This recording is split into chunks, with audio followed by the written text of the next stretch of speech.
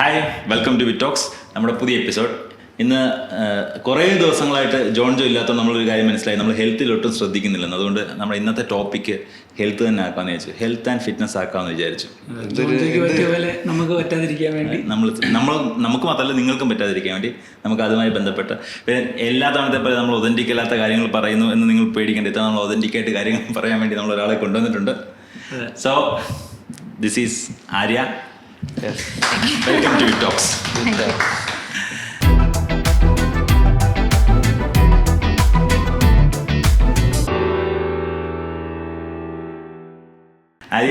ആദ്യമായിട്ട് നമുക്ക് പരിചയമില്ലാത്ത ഒരാൾ നമ്മുടെ ഗസ്റ്റ് ആയിട്ട് ഫസ്റ്റ് ടൈം വിറ്റോക്സിന്റെ ചരിത്രത്തിൽ ആദ്യമായിട്ട് ഞങ്ങൾക്ക് നേരിട്ട് ഇതിന് മുന്നേ പരിചയമില്ലാത്തതാണ്. സോ ഒരു പ്രോപ്പർ ഇൻവൈറ്റഡ് ഗസ്റ്റ് എന്ന് പറഞ്ഞ നമ്മുടെ പോഡ്കാസ്റ്റിലേക്ക് ആദ്യത്തെ വരുന്ന ആള് ആര്യയാണ്.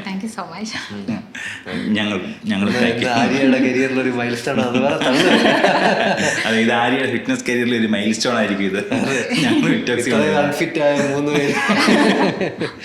സാധാരണ നമ്മൾ വിളിച്ച് ആരും വന്ന് ഇരിക്കാറില്ല. ആര്യ വന്നതിന് വലിയ ധൈര്യമാണ്. ഓക്കെ, ആര്യ എന്താണ് നമ്മൾ വിശേഷിപ്പിക്കുന്നത്? ആര്യ ഹെൽത്ത് ട്രെയിനർ, ഞാനൊരു ഫിറ്റ്നസ് ട്രെയിനറാണ്. ഫിറ്റ്നസ് ട്രെയിനർ, ഓൾസോ ഒരു ന്യൂട്രീഷനിസ്റ്റും കൂടെയാണ്. I am a mother of 2 and I have an online training team. അങ്ങനെ ഓൺലൈനാണ് ആര്യയുടെ മെയിൻ വർക്കിംഗ്, കൂടുതലും ഓൺലൈനിൽ. ഓക്കെ, ക്ലയൻസ് എവിടെയൊക്കെയാണുള്ളത്? എൻ്റെ ക്ലയൻസ് കൂടുതലും ഓൺലൈനാണ്. പുറത്തുനിന്നുള്ളവരായതുകൊണ്ട് കൂടുതലും ഓൺലൈൻ തന്നെയാണ് ഫോക്കസ് ചെയ്യുന്നത്. ഇവിടെയും ക്ലയൻസ് ഉണ്ട്, കുറച്ച് പേര് മാത്രം. And I have A team. ഞാൻ എൻ്റെ ക്ലയൻസിനെ എല്ലാം ടീം വഴിയാണ് ഓർഗനൈസ് ചെയ്യുന്നതും കോർഡിനേറ്റ് ചെയ്യുന്നതും ഒക്കെ. ഇതെനിക്ക് അറിയായിരുന്നു, നമ്മൾ ഇന്റർനാഷണൽ ആണെന്ന് കാണിക്കാൻ വേണ്ടിയാണ് ചോദിച്ചത്. അത് ഞാൻ ഫസ്റ്റ് ദിവസം തന്നെ ഞാൻ എന്ത് ഫിറ്റ്നസ് ഇന്റർനാഷണൽ ആണ്, നമ്മൾ ഇന്റർനാഷണൽ ആണെന്ന് കാണിക്കാൻ വേണ്ടിയാണ് ചോദിച്ചത്. എല്ലാവർക്കും മനസ്സിലായിട്ടുണ്ട്. ഓക്കെ, ഞങ്ങളുടെ കൂട്ടത്തിൽ ദീപക് മാത്രമാണ് ഇത് ഈ കാര്യങ്ങൾ ശ്രദ്ധിക്കുന്നതാണ്. ശരിക്കും പറഞ്ഞാൽ ജിമ്മിൽ പോവുക, അല്ലെങ്കിൽ ഡയറ്റ് ശ്രദ്ധിക്കുക, നടക്കാനോ ഓടാനോ ഉള്ള ഇനീഷ്യേറ്റീവ് എടുക്കുക. ഞങ്ങൾ ആരും അതൊന്നും ചെയ്യാത്തത്. ഞങ്ങൾ കഴിക്കുമ്പോൾ ശ്രദ്ധിക്കാറുണ്ട്, ബാക്കി ശ്രദ്ധിക്കേണ്ട ആവശ്യം വരാറില്ല. എനിക്ക് ശ്രദ്ധിച്ചില്ലെങ്കിൽ ആഭാസമാണ്, അതാണ് പ്രശ്നം. അപ്പം ശ്രദ്ധിച്ച് കഴിക്കുന്ന കാര്യത്തിൽ, ഞാൻ ജനറലി പറഞ്ഞതല്ല, കഴിക്കുന്ന കാര്യത്തിൽ ഞാനാണെങ്കിൽ ചിലപ്പോൾ ഭയങ്കര ഓവറായിട്ട് കഴിച്ച് ഇവർക്കൊന്നും പറ്റാത്ത ലെവലിലോട്ട് കഴിച്ചു കളയും. അതാണ് ഉദ്ദേശിച്ചത്. എനിക്ക് തോന്നുന്നു ഏറ്റവും കൂടുതൽ ഏറ്റവും നല്ലത് ഫിറ്റ്നസ് മെന്റൽ ഹെൽത്തിന് അടിപൊളിയാണ്. അതായത് നമുക്കൊരു ബൂസ്റ്റ് കിട്ടും രാവിലെ. അതാണ് അല്ലെങ്കിൽ നമ്മളെല്ലാവരും ഭയങ്കര മടിയന്മാരാണ്. അതിൽ കുറച്ചുകൂടെ ഞാൻ പണിയെടുക്കുന്ന ഒരു കാരണം, ഞാൻ രാവിലെ എഴുന്നേറ്റ് വർക്കൗട്ട് പോകണു, രാവിലെ എഴുന്നേറ്റ് സൺലൈറ്റ് കൊള്ളുന്നു, അതൊക്കെയല്ലേ. കൂടുതൽ പേരും ഫിസിക്കൽ ഫിറ്റ്നസിന് വേണ്ടി സ്റ്റാർട്ട് ചെയ്തിട്ട് അത് ലാസ്റ്റ് മെന്റൽ ഹെൽത്തിൽ വന്ന് എൻഡ് ചെയ്യാറാണ് പതിവ്. ഫിസിക്കലി ഫിറ്റ് ആവണമെന്ന് ഫോക്കസ് ചെയ്തിട്ടായിരിക്കും ജിമ്മ് സ്റ്റാർട്ട് ചെയ്യുന്നത്, പക്ഷെ അത് മെന്റൽ ഹെൽത്ത് ബെറ്റർ ആക്കിക്കൊണ്ടായിരിക്കും അത് കണ്ടിന്യൂ ചെയ്ത് പോവാ. കൂടുതൽ പേർക്കും അങ്ങനെ തന്നെ. അല്ല, ഈ വാരണമായിരത്തില് സൂര്യ പറയല്ലോ, നമുക്ക് ലൈഫിന്റെ ലോവസ്റ്റ് പോയിന്റിൽ നമ്മൾ വർക്കൗട്ട് ചെയ്താണല്ലോ പുള്ളി തിരിച്ചു വരുന്നത്. വാരണമായിരം കണ്ടിട്ടില്ലേ? അതിൽ പുള്ളി ബ്രേക്കപ്പായി ഫുൾ ഡ്രഗ്സിൽ നിൽക്കുന്ന, അങ്ങനെ ഭയങ്കര ലോ സമയത്ത് അച്ഛൻ പൊക്കി നിൽക്കുമ്പോൾ പുള്ളി വർക്കൗട്ട്. എനിക്ക് തോന്നുന്നു അതിൻ്റെ ഒരു പ്രധാന കാരണം എന്ന് പറഞ്ഞാൽ, നമ്മൾ വർക്കൗട്ടാണ് നമുക്ക് ഏറ്റവും കൂടുതൽ ഫീഡ്ബാക്ക് ഏറ്റവും പെട്ടെന്ന് കിട്ടുന്ന ഒരു സാധനം. ഇപ്പം ഞാനിപ്പം സ്റ്റാൻഡപ്പ് കോമഡി എഴുതാനിരിക്കുകയാണെങ്കിൽ അതിൽ എനിക്കാണെങ്കിൽ ഒരു സാധനം വർക്കൗട്ട് ആവണമെങ്കിൽ അതൊരു കുറച്ച് ടൈം. ഇപ്പം ഞാൻ 2 ആഴ്ച ഞാൻ കണ്ടിന്യൂസ് ആയിട്ട് ജിമ്മിൽ പോയാൽ എനിക്ക് തന്നെ ഒരു ചേഞ്ച് വരും. അപ്പം എനിക്ക് തന്നെ അതൊരു ഹോപ്പ് വരും ഭയങ്കരമായിട്ട് ശരീരത്തിൽ. അതായത് എനിക്ക് എന്റെ മൈൻഡ് സെറ്റ് ഭയങ്കരമായിട്ട് മാറും. അതാ എനിക്ക് തോന്നുന്നു. അപ്പം ആ ഒരു ഹോപ്പിന്റെ ആ മൈൻഡ് സെറ്റ് മാറും നമ്മുടെ, അല്ലേ? ബിക്കോസ് നമുക്ക് സെൽഫായിട്ടുള്ളത് നമ്മുടെ ബോഡി മാത്രമായിരിക്കും. ഈവൻ ആൾക്കാരായിരുന്നാലും നമ്മുടെ എല്ലാ കാര്യങ്ങളും ഒരു പോയിന്റിൽ നമുക്ക് കളയേണ്ടി വരും, അല്ലെങ്കിൽ നമ്മുടെ അടുത്തുനിന്ന് പോകും. ആകെ നമുക്ക് എൻ്റെത് എന്ന് പറയാനായിട്ട് നമ്മുടെ ബോഡി മാത്രമേ ഉണ്ടായിരിക്കുള്ളൂ. So we have to take care of our body. നമ്മൾ physical health also mental health, ഇത് രണ്ടും ഇമ്പോർട്ടൻ്റ് ആണ്. ജിമ്മിൽ പോകാൻ തുടങ്ങിയാൽ അല്ലെങ്കിൽ വർക്കൗട്ട് തുടങ്ങിയാൽ ഓട്ടോമാറ്റിക്കലി നമ്മുടെ ഫിസിക്കൽ ഹെൽത്ത് നേരെ ആവുന്നതിൻ്റെ കൂട്ടത്തിൽ നേരത്തെ പറഞ്ഞ പോലെ മെൻ്റൽ ഹെൽത്തും നമുക്ക് കുറേ മാനേജ് ചെയ്യാൻ പറ്റും. ഇവൻ ആദ്യം പറഞ്ഞല്ലോ, ഞാൻ കഴിക്കുന്നത് അഡ്ജസ്റ്റ് ചെയ്യാൻ വേണ്ടി, അല്ലെങ്കിൽ ഞങ്ങളെക്കാൾ കൂടുതൽ കഴിക്കുന്നത് കൊണ്ടെന്ന്. ശരിക്കും നമ്മളിപ്പം അൺഹെൽത്തി ആയിട്ട് ഈറ്റിംഗ് ഹാബിറ്റ് ഉണ്ട്. നമ്മളാണെങ്കിൽ ഇന്ന് 6 ചപ്പാത്തി കൂടുതൽ കഴിച്ചു, അല്ലെങ്കിൽ ഡെയിലി നമ്മൾ എന്തെങ്കിലും കൂടുതൽ കഴിച്ചു. അതിനെ ബാലൻസ് ചെയ്യാൻ വേണ്ടി ഇപ്പൊ നമുക്കറിയാം, ഈ 3 ലഡു നിങ്ങളറിയാം ഞങ്ങൾ കഴിച്ചത്. അപ്പൊ 3 ലഡു കഴിച്ച് നമുക്കൊരു 60 കാലറി അല്ലെങ്കിൽ 150 കാലറി കൂടി എന്ന് വിചാരിക്കും. 3 ലഡു എന്ന് പറയുമ്പോ ഒരു എത്ര 3000 കാലറി വരും. 3000 വരും. ഒരു 700 700. 600 ഒരു 700 ലഡുക്ക് 200 കാലറി വരുമോ? ആ നിയർലി.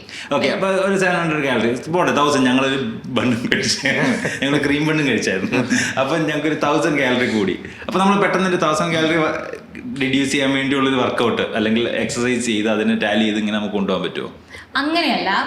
നമുക്ക് എല്ലാവർക്കും ഒരു പർട്ടിക്കുലർ ഗോൾ കാണും. ഓക്കെ, ഇപ്പം നമ്മളിപ്പം കാലറി കൂടുതൽ കഴിച്ചു എന്ന് ഓർത്ത് പേടിക്കുന്ന എന്തുകൊണ്ടായിരിക്കും? നമുക്ക് വെയിറ്റിൽ മെയിൻറ്റെയിൻ ചെയ്യണം, അല്ലെ വെയിറ്റ് കുറയ്ക്കണം എന്നുള്ളതാണ് നമ്മുടെ ഗോളെങ്കിലായിരിക്കും കുറച്ച് കൂടുതൽ കഴിച്ചാലും നമ്മൾ വറി ചെയ്യാം.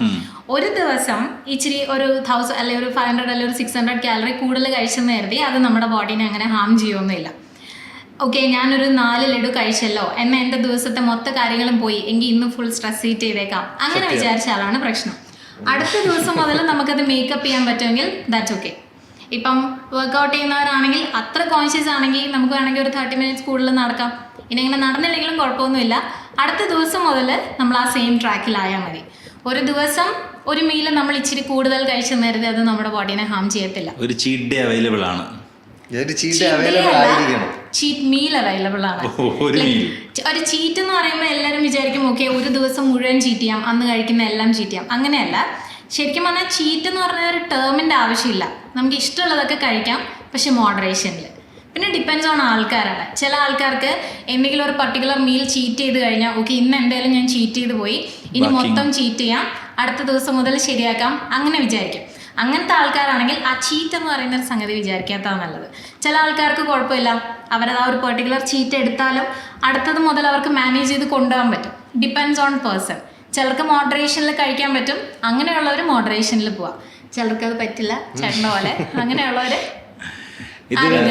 ശരീരപ്രകൃതിയാണ്. ഞങ്ങൾ 4 ഒരാളുണ്ട്, 4 ഞങ്ങൾ 4 ഡിഫറെന്റ് ശരീരപ്രകൃതിയുള്ള ആൾക്കാർ.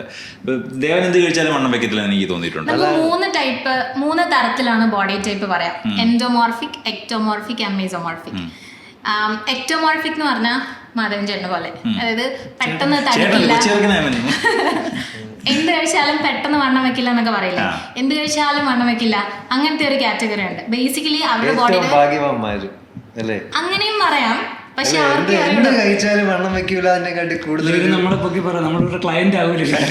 ഇല്ല, അവർക്ക് ആക്ച്വലി അവരുടെ ബോഡിയുടെ മെറ്റബോളിസം ഹയർ ആയിരിക്കും. ഓക്കെ, അതായത് നമുക്ക്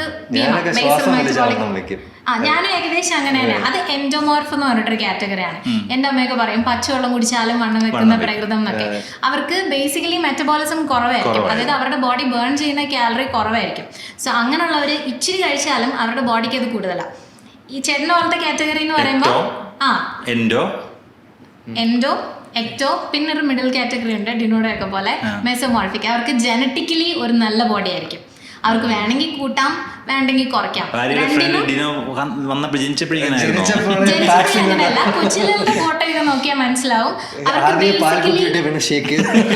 അവർക്ക് ബേസിക്കലി ഒരു നാച്ചുറലി നല്ല ബോഡി ആയിരിക്കും. ലൈക്ക് ഫ്ലെക്സിബിൾ ആയിരിക്കും. അവർക്ക് നല്ലതായിട്ട് ബിൽഡ് ചെയ്യാനും പറ്റും, ലീൻ ആക്കി നിർത്താനും പറ്റും. അങ്ങനത്തെ ഒരു കാറ്റഗറി. ഞാൻ ഏത് ബോഡി ടൈപ്പാണ് കണ്ടാ തോന്നുന്നത്?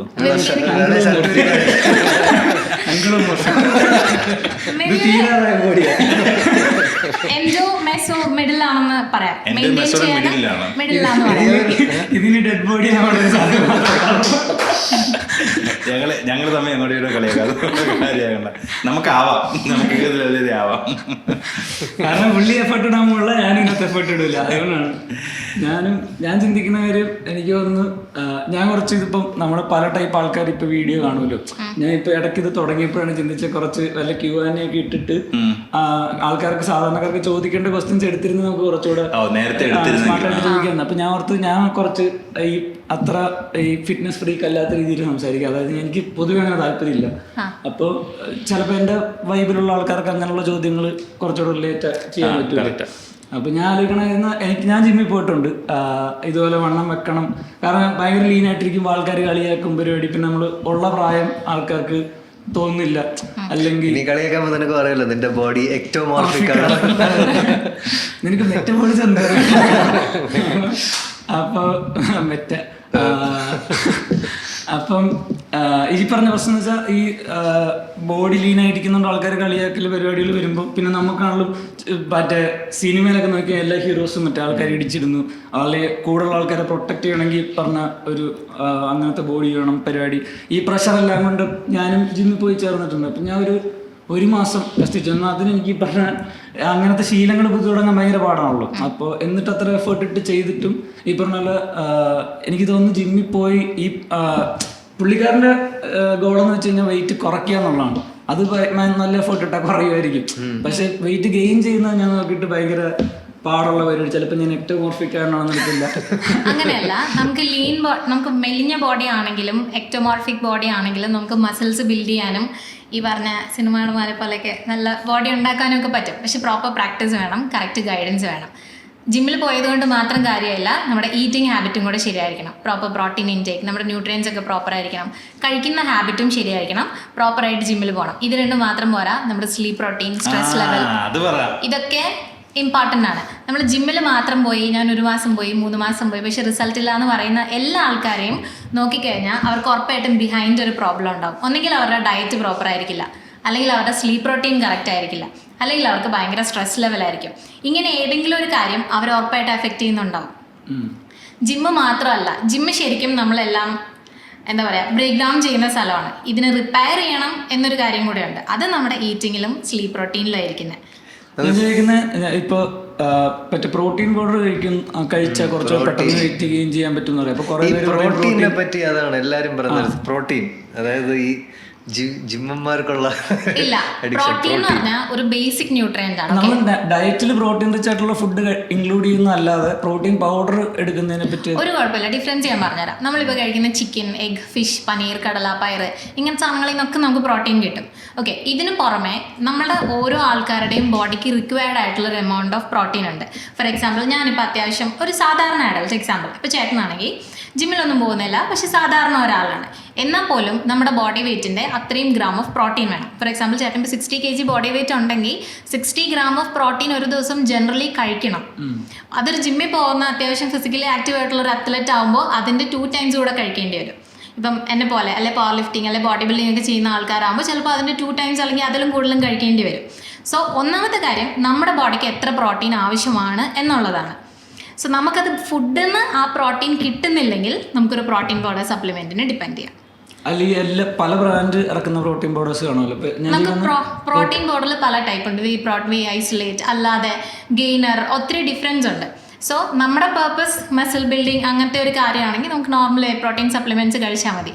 ഇപ്പം ചില ആൾക്കാർ വേ പ്രോട്ടീൻ എന്ന് പറഞ്ഞാൽ ബേസിക്കലി നമ്മുടെ പാലിൽ നിന്നാണ് വേ പ്രോട്ടീൻ ഉണ്ടാക്കുന്നത്. ലൈക്ക് പനീർ, കേർഡ്, ചീസ് പോലത്തെ സാധനങ്ങളിലേക്ക് എടുത്തു കഴിയുമ്പോൾ ഒരു ലിക്വിഡ് ഫോം ബാക്കി വരില്ലേ.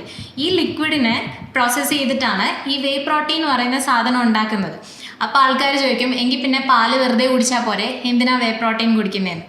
നമുക്കിപ്പോൾ ഒരു 20 ഗ്രാം പ്രോട്ടീൻ കിട്ടണമെങ്കിൽ ചിലപ്പോൾ ഒരു 4 കപ്പ് പാല് കുടിക്കേണ്ടി വരും. അതേസമയം ഒരു ചെറിയ സ്കൂപ്പ് പ്രോട്ടീനിൽ നിന്ന് നമുക്ക് 20 ഗ്രാം പ്രോട്ടീൻ കിട്ടും. സോ എക്സ്ട്രാ കാലറീസും നമ്മൾ അത്രയും ക്വാണ്ടിറ്റി ഓഫ് ഫുഡ് കഴിക്കുമ്പോൾ എടുക്കേണ്ടി വരും. സോ വെയിറ്റ് ലോസ് ചെയ്യുന്ന ഒരാൾക്ക് ഐഡിയലി ഇത്രയും ക്വാണ്ടിറ്റി, ഇത്രയും കാലറി ഇൻടേക്ക് ചെയ്യുന്നത് പ്രാക്ടിക്കൽ അല്ല. അങ്ങനത്തെ സിറ്റുവേഷൻസിൽ നിങ്ങൾക്ക് പ്രോട്ടീൻ വെയിറ്റ് ഗെയിനിന് പ്രോട്ടീൻ ഉള്ളതല്ല, ടോട്ടൽ കാലറി ഇൻടേക്ക് ആണ്. അതായത് നമ്മുടെ ഓരോ ഒരാൾക്ക് ബോഡി കുറച്ച് വണ്ണം വെക്കണമെന്ന് വിചാരിക്കും. ഫാറ്റ് ഗെയിൻ ചെയ്യുന്നതും മസിൽസ് ബിൽഡ് ചെയ്യുന്നതും ഡിഫറെൻ്റ് ആണ്. ബേസിക്കലി ഒരാൾക്ക് വെയിറ്റ് ഗെയിൻ ചെയ്യണമെങ്കിൽ നമ്മൾ അവരൊരു കാലറി സർപ്ലസിലായിരിക്കണം. എന്ന് പറഞ്ഞാൽ ഞാൻ നേരത്തെ പറഞ്ഞില്ലേ, നമ്മുടെ ഒരാളുടെ ബോഡി ബേൺ ചെയ്യുന്ന കാലറി ഡിഫറെൻ്റ് ആയിരിക്കും. ചേട്ടൻ്റെ, എൻ്റെ, നമ്മുടെ ഓരോ ആൾക്കാരുടെയും ബോഡി ബേൺ ചെയ്യുന്ന കാലറി ഡിഫറെൻ്റ് ആയിരിക്കും. സോ നമ്മുടെ ബോഡി എത്ര എമൗണ്ട് ഓഫ് അല്ലെങ്കിൽ എത്ര കാലറി ബേൺ ചെയ്യുന്നു, ഇതിൽ കൂടുതൽ കാലറി നമ്മൾ ഇൻടേക്ക് ചെയ്താൽ നമ്മുടെ ബോഡി ഒരു കാലറി സർപ്ലസിലാവും. വെയിറ്റ് ഗെയിൻ ചെയ്യണം എന്നുള്ളവർ കാലറി സർപ്ലസിലായിരിക്കണം. വെയിറ്റ് കുറയ്ക്കണം എന്നുള്ളവരാണെങ്കിൽ ഈ ബേൺ ചെയ്യുന്ന കാലറിയേക്കാൾ കുറവ് കാലറി കൺസ്യൂം ചെയ്യണം. അതായത് ഒരു കാലറി ഡെഫിസിറ്റിലായിരിക്കണം. കാലറി സർപ്ലസ് എന്ന് പറയുമ്പോൾ അത് പ്രോട്ടീൻ മാത്രം കഴിച്ചാലും നമുക്ക് ഗെയിൻ ചെയ്യാൻ പറ്റത്തില്ല. Equal amount of carbohydrates, protein, fat, fibre, മറ്റ് വൈറ്റമിൻസ് ആൻഡ് മിനറൽസ് ഇതെല്ലാം ഉൾപ്പെടുത്തി ബാലൻസ്ഡ് ആയിട്ടുള്ള ഒരു കാലറി സർപ്ലസിലായിരിക്കണം. അല്ലാതെ പ്രോട്ടീൻ മാത്രം കഴിച്ചാലും നമുക്ക് വെയിറ്റ് ഗെയിൻ ചെയ്യാൻ പറ്റില്ല. ഓൾറെഡി കാലറി സർപ്ലസിലായിരിക്കുമല്ലോ. അല്ല, കാലറി സർപ്ലസിലായിരിക്കുമല്ലോ. പിന്നെന്താ മെറ്റബോളിക് റേറ്റ് കണ്ടുപിടിച്ചിട്ട് അതിന്റെ എത്രയാണ് കാലറി അല്ലേ? സാധാരണ നീ ഇപ്പൊ ആവശ്യത്തിന് നോണും അല്ലെ പുറത്തുനിന്നല്ലേ കൂടുതൽ. അതായത് നമ്മളിപ്പോ ഒരേ വെയിറ്റിൽ തന്നെ കുറെ നാളായിട്ട് നിൽക്കാന്ന് വിചാരിച്ചോ. ഫോർ എക്സാമ്പിൾ, ചേട്ടൻ ഒരു 60 kg ബോഡി വെയിറ്റ് ഉണ്ടെന്ന് വിചാരിക്കും. ആ 60 kg കുറെ നാളായിട്ട് അങ്ങനെ നിൽക്കുകയാണെങ്കിൽ അത് ആ ചേട്ടന്റെ മെയിൻ്റനൻസ് കാലറിയാണ്. ഓക്കെ, അതിൽ നിന്നാണ് കൂടുതൽ കഴിക്കേണ്ടത്. ഇപ്പൊ കഴിച്ചുകൊണ്ടിരിക്കുന്നതിനെക്കാട്ടിലും ഒരു 200 to 300 കാലറി സർപ്ലസിൽ പോയാൽ നമുക്ക് ഉറപ്പായിട്ടും വെയിറ്റ് ഗെയിൻ ഉണ്ടാവും. പക്ഷെ അത് മസിൽസ് ആയിട്ട് ബിൽഡ് ചെയ്യണമെന്നുണ്ടെങ്കിൽ, അല്ലെങ്കിൽ നല്ല ലീൻ മസിൽ മാസ് നമുക്ക് ബിൽഡ് ചെയ്യണമെന്നുണ്ടെങ്കിൽ വി ഹാവ് ടു ട്രെയിൻ. നമ്മൾ പ്രോപ്പറായിട്ട് എക്സസൈസ് ചെയ്യണം, വെയിറ്റ് ട്രെയിനിങ് ചെയ്യണം, proper sleep routine. Weight lift ചെയ്യണമെന്നുണ്ടോ? ബേസിക് മറ്റേ പുഷപ്പ് പരിപാടി നമ്മൾ വെയിറ്റ് യൂസ് ചെയ്യാതെ വർക്കൗട്ട് ചെയ്യാം. ഞാൻ പേഴ്സണലി പറഞ്ഞാൽ എപ്പോഴും സ്ട്രെങ്ത് ട്രെയിനിങ് ചെയ്യാനായിരിക്കും ഞാൻ കൂടുതലും പറയാം. ബിക്കോസ് എനിക്ക് ഏറ്റവും കൂടുതൽ ബെനിഫിറ്റ്സ് ഉള്ളത് അത് തന്നെയാണ്, മസിൽസ് ബിൽഡ് ചെയ്യാന്നുള്ളതാണ്. പുഷപ്സ് ആണെങ്കിലും കൈൻഡ് ഓഫ് സ്ട്രെങ്ത് ആക്ടിവിറ്റി ആണ്, നമ്മുടെ ബോഡി വെയിറ്റ് ആക്ടിവിറ്റി ആണ്. അങ്ങനെ വെയിറ്റ് ബൾക്ക് ചെയ്യാൻ കാർഡിയോ ചെയ്യുമ്പോൾ കുറച്ചുകൂടെ പിന്നെയും തിരിച്ച് ബാക്കിലോട്ട് മെലിയല്ലേ? കാർഡിയോ എപ്പോഴും മെലിയ എന്നുള്ള ഒരു കോൺസെപ്റ്റ് അല്ലേ? കാർഡിയോ ഇസ് ലൈക്ക് ഓരോ ആക്ടിവിറ്റിക്കും ഓരോ പർപ്പസ് ഉണ്ട്. സ്ട്രെങ്ത് ട്രെയിനിങ് ബേസിക്കലി നമുക്ക് മസിൽസ് ബിൽഡ് ചെയ്യാൻ ഒക്കെയാണ് ഹെൽപ്പ് ചെയ്യുന്നത്. കാർഡിയോ ഇസ് ഫോർ നമ്മുടെ ഹാർട്ട് ഹെൽത്തിന്, അല്ലെങ്കിൽ നമ്മുടെ എൻഡുറൻസ് ബിൽഡ് ചെയ്യാൻ, അങ്ങനെ കുറേ പർപ്പസ് ആണ്. ഓരോ ഫിസിക്കൽ ആക്ടിവിറ്റിക്കും ഓരോ പർപ്പസ് ഉണ്ട്. ഞാൻ പറഞ്ഞില്ലേ, പിലാറ്റൈസ് ചെയ്യുന്നത് നമ്മളെ ഓരോ ആക്ടിവിറ്റിക്കും ഓരോ പർപ്പസ് ഉണ്ട്. അപ്പം നമ്മുടെ ഗോൾ എന്താണ്, അതിനനുസരിച്ച് നമ്മൾ ആക്ടിവിറ്റി ചൂസ് ചെയ്യാം. ഇതിപ്പം മാധവൻ എക്ടോമോർഫിക് എന്ന് പറഞ്ഞല്ലോ. ഈ ബോഡി മാധവൻ ഒന്നും ചെയ്യുന്നില്ല, വർക്കൗട്ട് ചെയ്യുന്നില്ല, നോർമൽ ലൈഫ് സ്റ്റൈലിൽ പോയിക്കൊണ്ടിരിക്കുകയാണ്. മാധവന്റെ ബോഡി സ്റ്റൈൽ മാറാൻ സാധ്യതയുണ്ട്. അതായത് മാറും. മാധവൻ കുറച്ചുകൂടെ കഴിക്കണം. അങ്ങനെ കഴിക്കുമ്പോൾ ഒരു പ്രായം കഴിഞ്ഞാൽ വയറ് മാത്രമേ കൊടുത്തുള്ളൂ. എന്താണ് സംഭവം? വെയിറ്റ് ഗെയിൻ വയറിൽ മാത്രമായി പോകുന്നത്. അതെന്ന് പറഞ്ഞാൽ സ്കിന്നി ഫാറ്റ് എന്ന് പറയും. അതായത് ചില ആൾക്കാർ ദേഹം മൊത്തം മെലിഞ്ഞിട്ടായിരിക്കും. അത് ബേസിക്കലി അവർ എക്ടോമോർഫിക് ആയതുകൊണ്ടാണ്. അതിൽ നമ്മൾ ഒത്തിരി ജങ്ക് ഫുഡ്സ് അല്ലെങ്കിൽ കുറെ അൺഹെൽത്തി ആയിട്ട് കഴിക്കുമ്പം അത് വയറിൽ മാത്രമായിട്ട് ഒരു പ്രായം കഴിഞ്ഞാൽ വയറാണ്.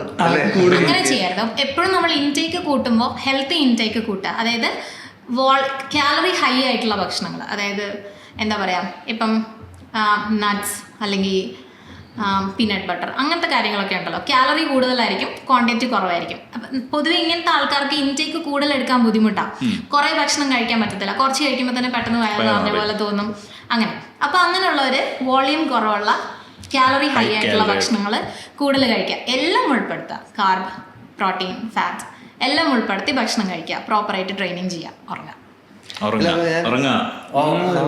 ഞാൻ പ്രോട്ടീനെ പറ്റി രണ്ട് കാര്യങ്ങൾ. ഒന്ന്, ഞാൻ ഈ പീനട്ട് ബട്ടർ ആക്ച്വലി കാലറി, ഞാൻ പീനട്ട് ബട്ടർ വർക്കൗട്ട് കഴിഞ്ഞാൽ പോസ്റ്റ് വർക്കൗട്ട് ജനറലി കഴിക്കുന്ന പീനട്ട് ബട്ടറാണ്. അപ്പോൾ അത് കാലറി കൂടുതലാണെങ്കിൽ അതെനിക്ക് മോശമല്ലേ? കാരണം ഞാൻ വെയിറ്റ് ലോസ് ചെയ്യാൻ നോക്കുന്ന ഒരാളല്ലേ. വെയിറ്റ് ലോസ് ചെയ്യുന്നത് കൊണ്ട് പീനട്ട് ബട്ടർ കഴിക്കാൻ പാടില്ലെന്നില്ല. പീനട്ട് ബട്ടർ കഴിക്കാം, പക്ഷെ ഒരു സ്പൂൺ പീനട്ട് ബട്ടറിൽ, അതായത് അതിൽ എത്രത്തോളം പീനട്ട് ബട്ടർ എടുക്കുന്നു അത്രയും കാലറി കൂടുതലാണ്. ബിക്കോസ് ഇതൊരു കാലറി ഡെൻസ് ആയിട്ടുള്ള സാധനമാണ്.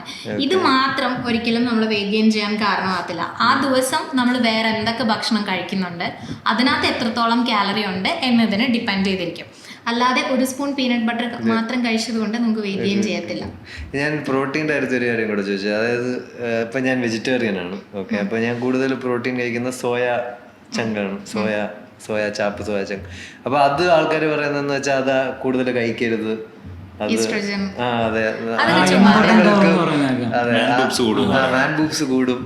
ഇല്ല. നമ്മള് ഒരു ദിവസം കഴിക്കുന്ന എല്ലാ മീലിലും ഈ എന്താ പറയാ സോയ ചങ്ക്സ് മാത്രമല്ലല്ലോ കഴിക്കുന്നത്. ഒരു ലിമിറ്റഡ് ക്വാണ്ടിറ്റിയിൽ ഒരു ദിവസം ഒരു നേരമോ അല്ലെങ്കിൽ ആഴ്ചയിൽ ഒരു 4-5 ദിവസം കഴിക്കാൻ പറ്റും. നമ്മളിപ്പോൾ ഒരു 50 ഗ്രാം സോയ ചങ്ക്സ് എടുത്താൽ അതിനകത്തൊരു 20 ഗ്രാം ഓഫ് പ്രോട്ടീൻ വരെ നമുക്ക് അതിനകത്ത് കിട്ടും. എല്ലാ ദിവസവും ഒരു ഭക്ഷണം തന്നെ കഴിക്കുന്നത് ഒരു റൈറ്റ് ഹാബിറ്റ് അല്ല. സോ ഇന്ന മോഡറേഷൻ നമുക്ക് എല്ലാം ഇൻക്ലൂഡ് ചെയ്യാം. വീക്ക്ലി 4 or 5 days കഴിച്ചാലും കുഴപ്പമൊന്നുമില്ല. ഓക്കെ, അപ്പോൾ ബേസിക്കലി പക്ഷെ അപ്പോൾ ശരിക്കും പറഞ്ഞ ഒരു ബോഡി ബിൽഡിങ് നോക്കുന്ന ഒരാളാണ് പ്രോട്ടീൻ, അപ്പോൾ കൂടുതൽ ഇൻടേക്ക് എടുക്കുന്ന ഒരാൾക്ക് വെജിറ്റേറിയൻ ആയിരിക്കുന്നത് ഒരു ഡ്രോബാക്ക് ആണോ? ഒരിക്കലും ഡ്രോബാക്ക് അല്ല, പക്ഷെ നമ്മൾ അതിനനുസരിച്ച് പ്രോട്ടീൻ ബാലൻസ് ചെയ്യണം എന്നുള്ളതേ ഉള്ളൂ. ഇപ്പം ചിക്കൻ, എഗ്ഗിനെയൊക്കെ കമ്പയർ ചെയ്താൽ വെജിറ്റേറിയൻ സോഴ്സ് എടുക്കുകയാണെങ്കിൽ അതിനകത്ത് അത്രയും ഹൈ എമൗണ്ട് ഓഫ് പ്രോട്ടീൻ ഉണ്ടായിരിക്കില്ല. ഫോർ എക്സാമ്പിൾ, നമ്മളിപ്പോൾ ഒരു 100 ഗ്രാം ചിക്കൻ എടുത്താൽ അതിനകത്ത് ചിലപ്പോൾ ഒരു 20-25 ഗ്രാം പ്രോട്ടീൻ നമുക്ക് കിട്ടും. അതേസമയം ഒരു 100 ഗ്രാം ഒരു എന്താ പറയുക ലെഗ്യൂംസ് അല്ലെങ്കിൽ പയറ് അല്ലെങ്കിൽ കടല പോലത്തെ സാധനം എടുത്താൽ അതിനകത്തൊരു 40 അല്ലെങ്കിൽ കൂടുതൽ % കാർബോഹൈഡ്രേറ്റ്സ് തന്നെ ആയിരിക്കും. അതിലും താഴെ ആയിരിക്കും പ്രോട്ടീൻ്റെ അളവ് വരിക.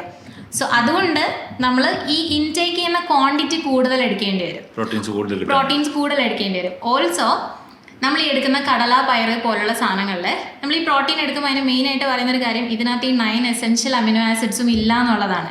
ചിക്കൻ, എഗ് പോലത്തെ സാധനങ്ങളിൽ ഈ 9 എസെൻഷ്യൽ അമിനോ ആസിഡ്സും ഉള്ളത് കൊണ്ട് അതൊരു കംപ്ലീറ്റ് സോഴ്സ് ഓഫ് പ്രോട്ടീൻ എന്ന് പറഞ്ഞിട്ട് നമുക്ക് കൺസ്യൂം ചെയ്യാം. പക്ഷേ ഈ കടല, പയറ് പോലുള്ളവ എടുക്കുമ്പോൾ ഇതിൽ ഈ 9 എസെൻഷ്യൽ അമിനോ ആസിഡ്സും ഇല്ല. അതുകൊണ്ടാണ് ചില ആൾക്കാർ ഇത് കംപ്ലീറ്റ് സോഴ്സ് ഓഫ് പ്രോട്ടീൻ അല്ല എന്ന് പറയുന്നത്. പക്ഷെ നമ്മളൊരു ഗ്രെയിൻ, എന്തെങ്കിലും ഹോൾ ഗ്രെയിൻ, ഇപ്പം ചോറും പയറും കൂടെ ചേർത്ത് കഴിച്ചാൽ, അല്ലെങ്കിൽ ഒരു ഇടിയപ്പവും കടലക്കറിയും കൂടെ ചേർത്ത് കഴിച്ചാൽ ആ 9 എസെൻഷ്യൽ അമിനോ ആസിഡ്സും ആയി. സോ നമുക്ക് അങ്ങനെ ഇതിനെ ബാലൻസ് ചെയ്യാൻ പറ്റും. വെജിറ്റേറിയൻ ആയതുകൊണ്ട് അങ്ങനെ പറ്റില്ല എന്നില്ല. ഞാൻ ചോദിക്കുന്നത് ഇപ്പൊ സോയ പ്രോട്ടീൻ കഴിക്കുകയാണെങ്കിൽ സോയയിൽ സെയിം ക്വാണ്ടിറ്റി പ്രോട്ടീൻ കാണുമോ? ഇല്ല, ലൈക്ക് എങ്ങനെ ചിക്കനുമായിട്ട് കമ്പയർ ചെയ്യുമ്പോൾ ഇല്ല, ഓരോന്നിലും അടങ്ങിയിരിക്കുന്ന പ്രോട്ടീൻ്റെ അളവ് വ്യത്യാസമായിരിക്കും. ഫോർ എക്സാമ്പിൾ, ഇപ്പോൾ ഒരു മുഴുവൻ മുട്ട എടുക്കുവാണെങ്കിൽ നമുക്ക് അതിൽ നിന്ന് 7 ഗ്രാം പ്രോട്ടീൻ കിട്ടും. എഗ് വൈറ്റ് ആണെങ്കിൽ ഒരു 3 ഗ്രാം പ്രോട്ടീൻ കിട്ടും. ചിക്കൻ ആണെങ്കിൽ 100 ഗ്രാം എടുത്താൽ അതിലൊരു 20-25 ഗ്രാം പ്രോട്ടീൻ കിട്ടും. ഈ ക്വാണ്ടിറ്റി വൈസ് അപ്പോൾ ചിക്കൻ ആയിരിക്കും ഏറ്റവും കൂടുതൽ പ്രോട്ടീൻ സോഴ്സ് ആയിട്ട് ആക്ട് ചെയ്യുന്നത്. കൂടുതലുള്ളത് ചിക്കൻ, ഫിഷ്, എഗ് ഇതിനകത്തൊക്കെ തന്നെയാണ്. ബീഫും ഞാൻ റെഡ് മീറ്റിന് അത്ര ഭയങ്കര ഫാനല്ല. ഞാൻ അതുകൊണ്ട് അധികം അങ്ങനെ കഴിക്കരുതെന്ന് ഞാൻ പറയില്ല. പക്ഷെ ഒന്ന് ലിമിറ്റഡ് ആയിട്ട് കഴിച്ചാൽ കുറച്ച് നല്ലതായിരിക്കും. റെഡ് മീറ്റ് ഞാൻ പേഴ്സണലി റെക്കമെൻഡ് ചെയ്യാത്തതാണ്. കൊളസ്ട്രോൾ അല്ല, ഈ കോളൻ ക്യാൻസറിനൊക്കെയുള്ള ഇത് കൂടുതലാണെന്ന് കുറേ സ്റ്റഡീസ് പറയുന്നുണ്ട്. അതുകൊണ്ട് ഞാൻ അധികം റെക്കമെൻഡ് ചെയ്യില്ല. വൺസ് ഇൻ എ വൈലൊക്കെ കഴിക്കാം. പേടിക്കണം. ശരിക്കും ഈ സ്റ്റഡീസിന്റെ ഒരു പ്രശ്നം വെച്ചാൽ ഇപ്പം ഇന്നൊരു സാധനം പറയും, കുറച്ച് കഴിയുമ്പോൾ അതിന് റീസ്റ്റഡി വന്നിട്ട് അത് തെറ്റാൻ അങ്ങനെ വരത്തില്ല. അങ്ങനെ വരും. നമ്മളൊരു ലാസ്റ്റ് ഇയർത്തെ സ്റ്റഡി എടുത്താൽ അതിൽ നിന്ന് കംപ്ലീറ്റ്ലി ഡിഫറെൻ്റ് ആയിട്ടായിരിക്കും പുതിയ സ്റ്റഡീസ് പറയാം. സോ പുതിയ സ്റ്റഡീസ് നോക്കി നമ്മൾ അപ്ഡേറ്റഡ് ആയിട്ട് ഇരിക്കുക എന്നുള്ളതേ ഉള്ളൂ. ഈ സ്റ്റഡീസ് അടുത്ത വർഷം ചിലപ്പോൾ മാറിയേക്കാം. കഴിഞ്ഞ വർഷം എന്തെങ്കിലും റിപ്പോർട്ട് വെച്ച് 100 കിലോ ബീഫ് വെച്ചാണ് ഇപ്പൊ ട്രെയിനിങ് ഒക്കെ ചെയ്യുന്ന ആൾക്കാർ എങ്ങനെ ആയിരിക്കും ഇത്ര അപ്ഡേറ്റഡ് ആയിട്ട് നിൽക്കുന്നത്? ബിക്കോസ് ഇപ്പൊ എന്നെ സംബന്ധിച്ചിടത്തോളം ഞാൻ എല്ലാ ഇയറിലും അല്ലെങ്കിൽ ഒരു 2 വർഷം കൂടുമ്പോൾ എന്തെങ്കിലും ഒരു പുതിയ സർട്ടിഫിക്കേഷൻ ചെയ്യാറുണ്ട്, എന്തെങ്കിലും ഒരു പുതിയ കോഴ്സ് പഠിക്കും. അപ്പൊ നമുക്ക് പുതിയ പുതിയ കാര്യങ്ങൾ ഓരോ കോഴ്സിൽ നിന്ന് നമുക്ക് കിട്ടും. പിന്നെ ഈ പറഞ്ഞ പോലെ റീസെന്റ് സ്റ്റഡീസ് റിസർച്ച് ചെയ്യും. പിന്നെ നമ്മൾ ഇതുപോലത്തെ ആൾക്കാരുമായിട്ട് കണക്റ്റഡ് ആയിരിക്കുമ്പോൾ പുതിയ പുതിയ നോളജ്, പുതിയ കാര്യങ്ങൾ നമ്മൾ ഇവരുടെ അടുത്ത് നിന്നൊക്കെ നമുക്ക് കിട്ടും. അതായത് അങ്ങനെ സർക്കിൾ ഉണ്ടോ? അങ്ങനെ സർക്കിളിനില്ല. നമ്മൾ ജിമ്മിൽ പോകുമ്പം അല്ലെങ്കിൽ നമ്മൾ അങ്ങനെ ഇതുമായിട്ട് റിലേറ്റഡ് ആയിട്ടുള്ള ആൾക്കാരെ മീറ്റ് ചെയ്യുമ്പോൾ അവിടുത്തെ നിന്നൊക്കെ എന്തെങ്കിലുമൊക്കെ നമുക്ക് കിട്ടും. പൊതുവായിട്ട് നമ്മൾ വാർത്തകളൊക്കെ സംസാരിക്കില്ലേ, അതുപോലെ നമ്മുടെ ഇടയിലൊക്കെ കൂടുതൽ ഇങ്ങനത്തെ കാര്യങ്ങൾ. ആര്യ വിചാരിച്ചുകൊണ്ടിരുന്നത് പക്ഷെ പിന്നെ റിസർച്ച് തെറ്റാണെന്ന് പ്രൂവ് ചെയ്ത ഒരു സാധനം എന്തായിരിക്കും? ഒത്തിരി ഉണ്ടല്ലോ. നമ്മൾ മുന്നേ വിചാരിക്കുന്ന പല കാര്യങ്ങളും ഓരോ സ്റ്റഡീസ് വരുമ്പോൾ ഇതിങ്ങനെയല്ല അങ്ങനെയാണ് എന്ന് മാറ്റി പറയാറുണ്ട്. ഇപ്പം പണ്ട് ഞാൻ ഈ ഒരു ഫീൽഡിലോട്ട് വരുന്നതിന് മുന്നേ എനിക്ക് കുറേ മിസ്അണ്ടർസ്റ്റാൻഡിങ് ഉണ്ടായിരുന്നു. ഞാൻ വിചാരിച്ചിരുന്നത് നമ്മൾ കഴിക്കുന്ന ക്വാണ്ടിറ്റി കുറച്ചാൽ നമുക്ക് വണ്ണം കുറയും, അല്ലെങ്കിൽ നമ്മൾ കഴിക്കുന്ന ക്വാണ്ടിറ്റിയാണ് വണ്ണം വെപ്പിക്കുന്നതെന്നായിരുന്നു പണ്ട് വിചാരിച്ചിരുന്നത്. പിന്നെ ഞാൻ ഇതിനെക്കുറിച്ച് പഠിച്ച് മനസ്സിലാക്കി വന്നപ്പോഴാണ് ക്വാണ്ടിറ്റി അല്ല, ഓരോ ആൾക്കാരുടെ ബോഡി ടൈപ്പ്, പിന്നെ ഈ പറഞ്ഞ പോലെ ഒരുപാട് ഫാക്ടേഴ്സ്, നമ്മുടെ സ്ലീപ്പ്, ആക്ടിവിറ്റി, ഇൻടേക്ക്, ഇതിനൊക്കെ റോൾ ഉണ്ടെന്ന് പയ്യാണ് മനസ്സിലായത്. സോ ഞാൻ സെൽഫായിട്ട് 35 kg ബോഡി വെയിറ്റ് കുറച്ച ആളാണ്.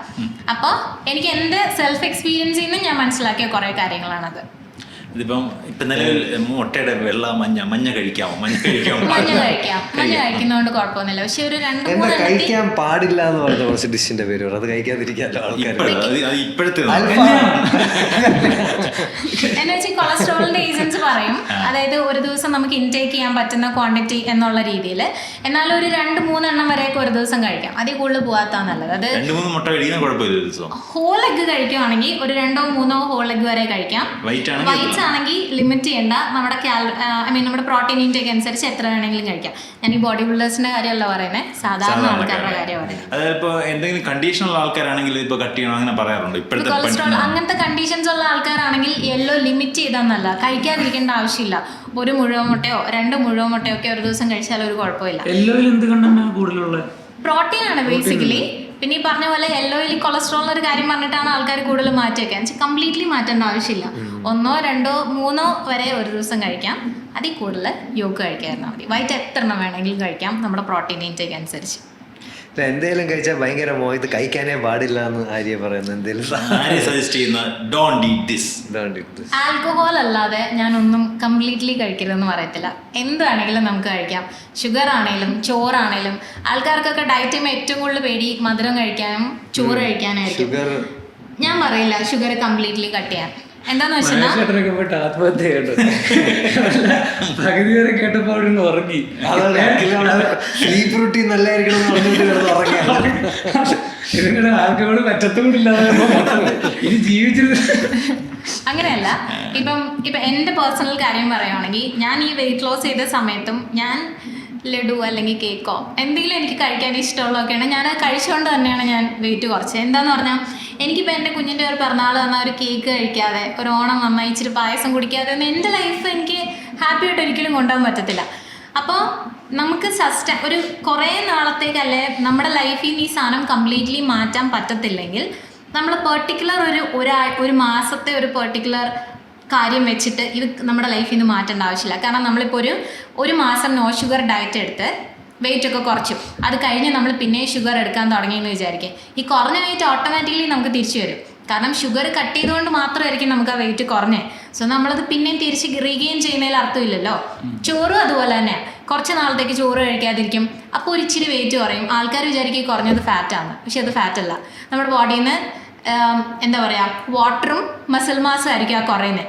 അത് കുറയ്ക്കുന്നതുകൊണ്ട് അർത്ഥമില്ല. ബേസിക്കലി ഫാറ്റ് കുറയണമെങ്കിൽ ഫോർ എ ലോങ് ടേം നമ്മളൊരു കാലറി ഡെഫിസിറ്റിലായിരിക്കണം. ചോറിൻ്റെ കാര്യം പറഞ്ഞു ചോദിക്കും. മലയാളികൾ ഏറ്റവും കൂടുതൽ ചോറ് ഭയങ്കര ഇഷ്ടമുള്ള ആൾക്കാരാണല്ലോ.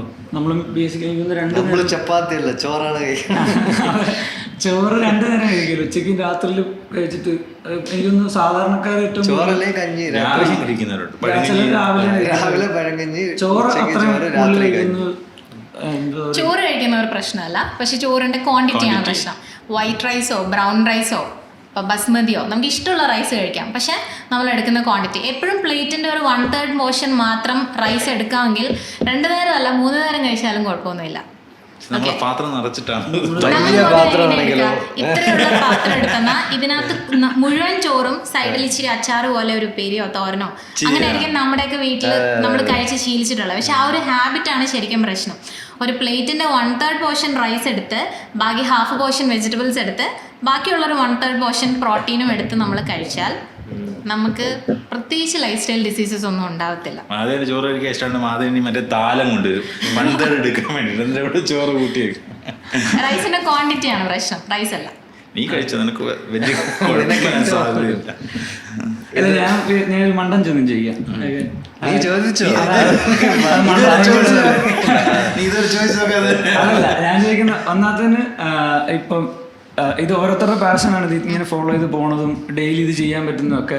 അപ്പോൾ ഞാൻ ചിന്തിക്കുന്നതായിരുന്നു വെച്ചാൽ എനിക്കിപ്പോൾ ചില സമയം ഞങ്ങൾ ഒരു പീരീഡിൽ എനിക്ക് തോന്നിയിട്ടുണ്ട് ബോഡി ബിൽഡ് ചെയ്യണം, അല്ലെങ്കിൽ കുറച്ചുകൂടെ മാസമാവണം, ആ ഒരു സാധനം. അപ്പം അങ്ങനെയാണ് ഞാൻ പറഞ്ഞത് ജിമ്മിൽ പോകാന്നുള്ള തീരുമാനമൊക്കെ എടുക്കുന്നത്. അപ്പോൾ ഞാൻ അവിടെ പോകുമ്പോൾ ഈ പറഞ്ഞ പോലെ അവിടെ ജിമ്മിൽ വരുന്ന ആൾക്കാരായിട്ട് സംസാരിക്കുമ്പോൾ അല്ലെ ഈ ഒരു മേഖലയിലുള്ള ആൾക്കാരായിട്ട് സംസാരിച്ച് വരുന്ന വഴിക്ക് എനിക്ക് കിട്ടിയൊരു ഐഡിയ എന്ന് വെച്ച് കഴിഞ്ഞാൽ നമ്മളിതുപോലെ വെയിറ്റ് മാസമാവണമെങ്കിൽ ഇത് മസിൽസ് ബിൽഡ് ചെയ്യണമെങ്കിൽ പ്രോട്ടീൻ എടുത്ത് പ്രോപ്പറായിട്ട് ഇതുപോലെ വർക്കൗട്ട് ചെയ്ത് അങ്ങനെ ചെയ്ത് എന്നെപ്പോലെ ഇരിക്കുന്ന എൻ്റെ കൂടെ തുടങ്ങിയ ആൾക്കാർ ഇപ്പം നല്ല സെറ്റായിട്ടിരിക്കുന്നവരുണ്ട്. നമ്മൾ പണ്ട് ഒരുമിച്ച് സ്കൂളിൽ പഠിക്കുമ്പോൾ ട്വിൻസ് ആണെന്നൊക്കെ ടീച്ചർ തെറ്റിപ്പോകുന്ന അവനൊക്കെ ഇപ്പോൾ കണ്ടു കഴിഞ്ഞാൽ എൻ്റെ അച്ഛനാണെന്ന് തോന്നുന്നു. അപ്പോൾ അത്രയ്ക്ക് അല്ല, അവനൊക്കത് കണ്ടിന്യൂ ചെയ്ത് പോയതുകൊണ്ടാണ്. ഞാൻ ഒരു മാസത്തിൽ നിർത്തി, പറ്റൂല എന്നറിയാവുന്നതുകൊണ്ട്. ഞാൻ അവിടെ നിർത്താനുള്ള കാര്യം എന്ന് വെച്ച് കഴിഞ്ഞാൽ ഈ പറഞ്ഞ പോലെ വർക്കൗട്ട് ചെയ്ത് ബിൽഡ് ചെയ്ത് പക്കാ ഷേപ്പിൽ നിൽക്കുന്ന ഒരാൾ വർക്കൗട്ട് അവിടെ വെച്ച് നിർത്തിക്കഴിഞ്ഞാൽ അല്ലെങ്കിൽ എന്തെങ്കിലും കാര്യങ്ങൾ കൊണ്ട് ഇത് കണ്ടിന്യൂ ചെയ്യാൻ പറ്റുന്നില്ല എന്നുണ്ടെങ്കിൽ, പുള്ളിക്ക് പ്രോപ്പറായിട്ട് ജിമ്മിൽ പോകാൻ പറ്റുന്നില്ല എന്നുണ്ടെങ്കിൽ ഇത് ലൂസാകുന്ന ഒരു പ്രോസസ്സില്ല. അതായത് മസിൽസ് പിന്നെ ഭയങ്കരമായിട്ട് പിന്നെ ശരീരം തൂങ്ങുന്നൊരു സ്റ്റേജിലോട്ട് വരുമല്ലോ, മസിൽസ് തൂങ്ങുന്നൊരു സ്റ്റേജിൽ വരുമല്ലോ. അതായത് അത്ര ഇതാവില്ലല്ലോ, മനസ്സിലാവും. മസിൽസ് തൂങ്ങാന്നൊരു സംഭവം ഇല്ല. ഓക്കെ, ബേസിക്കലി ഇപ്പം വർക്കൗട്ട് ചെയ്യുന്ന ഒരാളാണെങ്കിൽ നമ്മൾ ഒരു എന്താ പറയുക, വർക്കൗട്ട് ചെയ്യുന്നതിനനുസരിച്ച് നമുക്ക് ഓട്ടോമാറ്റിക്കലി മസിൽസിന് ഗ്രോത്ത് ഉണ്ടാവും, പമ്പ് ഉണ്ടാവും. പെൺകുട്ടികളുടെ പോലെയല്ല, ആൺകുട്ടികൾക്ക് കുറച്ച് നാളത്തേക്ക് ഒരു ചെറിയ ബ്രേക്ക് ഒക്കെ എടുത്തു കഴിയുമ്പോൾ ഈ മസിൽസിന് വോളിയം ആ പമ്പായി നിൽക്കുന്ന വോളിയം കുറയും, അത് നോർമലാണ്. പക്ഷേ ഈ മസിൽ മെമ്മറി എന്ന് പറഞ്ഞിട്ടൊരു കാര്യമുണ്ടല്ലോ, നമ്മൾ പിന്നെ റീസ്റ്റാർട്ട് ചെയ്യുന്ന സമയത്ത് ഓട്ടോമാറ്റിക്കലി ഇത് പഴയതുപോലെ ആവും. അതിനർത്ഥം നമ്മുടെ മസിൽസ് പോയി എന്നല്ല, അത് പമ്പ് ഔട്ട് ആവും. എനിക്ക് മഹാദേവൻ ചോദിച്ചൊരു ചോദ്യം എന്ന് പറഞ്ഞാൽ പലർക്കും ബോഡി ബിൽഡിങ്ങിലോട്ട് പോകാനുള്ള ഒരു പേടി എന്ന് വെച്ചാൽ നമ്മളിത് ബിൽഡ് ചെയ്ത് കഴിഞ്ഞിട്ട്, കാരണം നമ്മൾ ഈ ജിമ്മിൽ പോകുമ്പോൾ ആശാന്മാരെ കാണുമ്പോഴും അവരുടെ കൈയൊക്കെ ഭയങ്കര തൂങ്ങിയിരിക്കുകയാണ്, വയറൊക്കെ ഇങ്ങനെ തൂങ്ങിയിരിക്കുകയാണ്. അത് അവരത്രയും ബൾക്കപ്പ് ചെയ്തിട്ട് പിന്നെ ഒരുമാതിരി മൊത്തത്തിൽ മോശം ഫിഗറിലോട്ട് പോകുന്ന ഒരു സാധനമുണ്ട്. എനിക്ക് ബേസിക്കലി ഞാൻ ചോദിച്ചത് ഇതിനകത്തുള്ള കേസെന്ന് വെച്ചാൽ വൺസ് ഇത് തുടങ്ങിക്കഴിഞ്ഞാൽ പിന്നെ നമ്മളിത് തിരിച്ചു പോകാൻ തോന്നില്ല എന്നുള്ളതാണ്. തിരിച്ചു പോകാൻ തോന്നില്ല അല്ലേ? നമ്മൾ ഒരിക്കൽ ബിൽഡ് ചെയ്ത് വെച്ച ബോഡി നമ്മളൊരു പോയിന്റിൽ സ്റ്റോപ്പ് ചെയ്തിട്ട് ഇതേപോലെ തന്നെ നിലനിൽക്കണം എന്ന് വിചാരിച്ചാൽ നടക്കില്ല. If you want to maintain നമ്മളത് കണ്ടിന്യൂ ചെയ്യണം. ആ ഒരു ബോഡി അങ്ങനെ മെയിൻറ്റെയിൻ ചെയ്യണം, ബിൽഡ് ചെയ്തുകൊണ്ടിരിക്കണം എന്നുണ്ടെങ്കിൽ വി ഹാവ് ടു കണ്ടിന്യൂ. അതല്ലെങ്കിൽ കുഴപ്പമുണ്ടോ? ഒന്നും ചെയ്തില്ലെങ്കിലോ? നമുക്കൊരു ആൺകുട്ടികൾക്കാണെങ്കിൽ ഒരു 40+ ഒക്കെ ആയി കഴിഞ്ഞാൽ പിന്നെ നമ്മുടെ മസിൽ മാസ് കുറയുന്നതിനനുസരിച്ച് ബോൺ ഡെൻസിറ്റി കുറയും, മെറ്റബോളിസം സ്ലോ ഡൗൺ ചെയ്യും. ഇതിനൊക്കെ അനുസരിച്ച് നമുക്ക് ഈ മുട്ടിന് തേയ്മാനം, ഓസ്റ്റിയോപോറോസിസ്, ആർത്രൈറ്റിസ് പോലത്തെ ബുദ്ധിമുട്ടുകൾ വരും. സ്റ്റെപ്പ് കയറാൻ ബുദ്ധിമുട്ട്, നടക്കാൻ ബുദ്ധിമുട്ട്, ഇച്ചിരി നടക്കുമ്പോൾ തന്നെ കലപ്പ്. എപ്പിസോഡ് കഴിയുമ്പോൾ ക്യാമറ കട്ട് ചെയ്യായിരുന്നു. ഈ കണ്ടീഷനൊക്കെ ഒരു ഏജ് കഴിഞ്ഞാൽ നമുക്ക് മാനേജ് ചെയ്യണം എന്നുണ്ടെങ്കിൽ ഒരേ ഒരു മാർഗ്ഗമേ ഉള്ളൂ, സ്ട്രെങ്ത് ട്രെയിനിങ് ചെയ്യാം, മസിൽസ് ബിൽഡ് ചെയ്യാം. ശരിക്കും പറഞ്ഞാൽ അസുഖം വരുമ്പോൾ ആൾക്കാർ ഹോസ്പിറ്റലിൽ പോയി സ്പെൻഡ് ചെയ്യാൻ ആൾക്കാർക്ക് മടി ഉണ്ടാവില്ല. ഒരു MRI എടുക്കാൻ പറഞ്ഞാൽ, സ്കാനിങ് പറഞ്ഞാൽ ആൾക്കാർ എത്ര കാശ് വേണമെങ്കിലും സ്പെൻഡ് ചെയ്യാൻ റെഡിയാണ്. പക്ഷെ ഒന്ന് ജിമ്മിൽ പോകാനോ ഹെൽത്തി ആയിട്ട് ഭക്ഷണം കഴിക്കാനോ സ്പെൻഡ് ചെയ്യാൻ റെഡി ആവത്തില്ല. അത് ആൾക്കാരുടെ ഒരു ബേസിക് ആണ്. ഒരു മലയാളികളുടെ ഒരു പ്രത്യേക സ്വഭാവം. അല്ല, കാരണം നിങ്ങൾ ഈ പറഞ്ഞ ഡയറ്റ് ചെയ്യുമ്പോൾ പേടിച്ചു പോയിട്ടാ. കാരണം ഒരു സാധാരണക്കാരന് അത്രയും ഇത് ഫോളോ ചെയ്യാൻ പറ്റുമോ എന്നുള്ളത് എനിക്കറിയാം. ഇത് തിരിച്ച് പിന്നെ ഹോസ്പിറ്റലുണ്ട്, കോപ്പറേറ്റീവ് ജിമ്മിലുണ്ട്. ഇല്ല, ആൾക്കാർക്ക് ഫോളോ ചെയ്യാനുള്ള ഒരു പേടി എന്ന് വെച്ചാൽ ഇതെനിക്ക് പലരുടെയും ഇതാണ്. എനിക്കിത് സസ്റ്റൈനബിൾ ആയിട്ട് ഫോളോ ചെയ്യാൻ പറ്റില്ല. അതായത് ഇപ്പൊ ആര്യ പറയുന്ന നമ്മളിവിടെ സംസാരിക്കുന്ന കാര്യങ്ങൾ എല്ലാവർക്കും അറിയാവുന്ന കാര്യം, ജിമ്മിൽ പോകണം, ഭക്ഷണം. അപ്പം പക്ഷെ ഇത് ആര്യയുടെ ഒരു ട്രെയിനിങ് എക്സ്പീരിയൻസിലും ആൾക്കാർക്ക് ഇത് ലോങ് ടേം കൊണ്ടുപോകുന്നെങ്കിൽ എന്താണ് സീക്രട്ട്? ഇപ്പൊ ആര്യ ട്രെയിൻ ചെയ്ത പല ക്ലയൻസും 3 മാസം നിർത്തിയിട്ട് പോയവരുണ്ടായിരിക്കും. ചിലപ്പം ഇപ്പോഴും 3 വർഷം 4 വർഷം അതൊരു ലൈഫ് സ്റ്റൈലാക്കി മാറ്റിയവരുണ്ടായിരിക്കും. അപ്പൊ ഇവര് രണ്ടുപേരും തമ്മിൽ എന്താണ് ശരിക്കും ഉള്ളൊരു വ്യത്യാസം? നമുക്കതിൽ നിന്ന് ഒന്നാമത്തെ കാര്യം, നമ്മൾ അതിന് റെഡി ആയിരിക്കണം.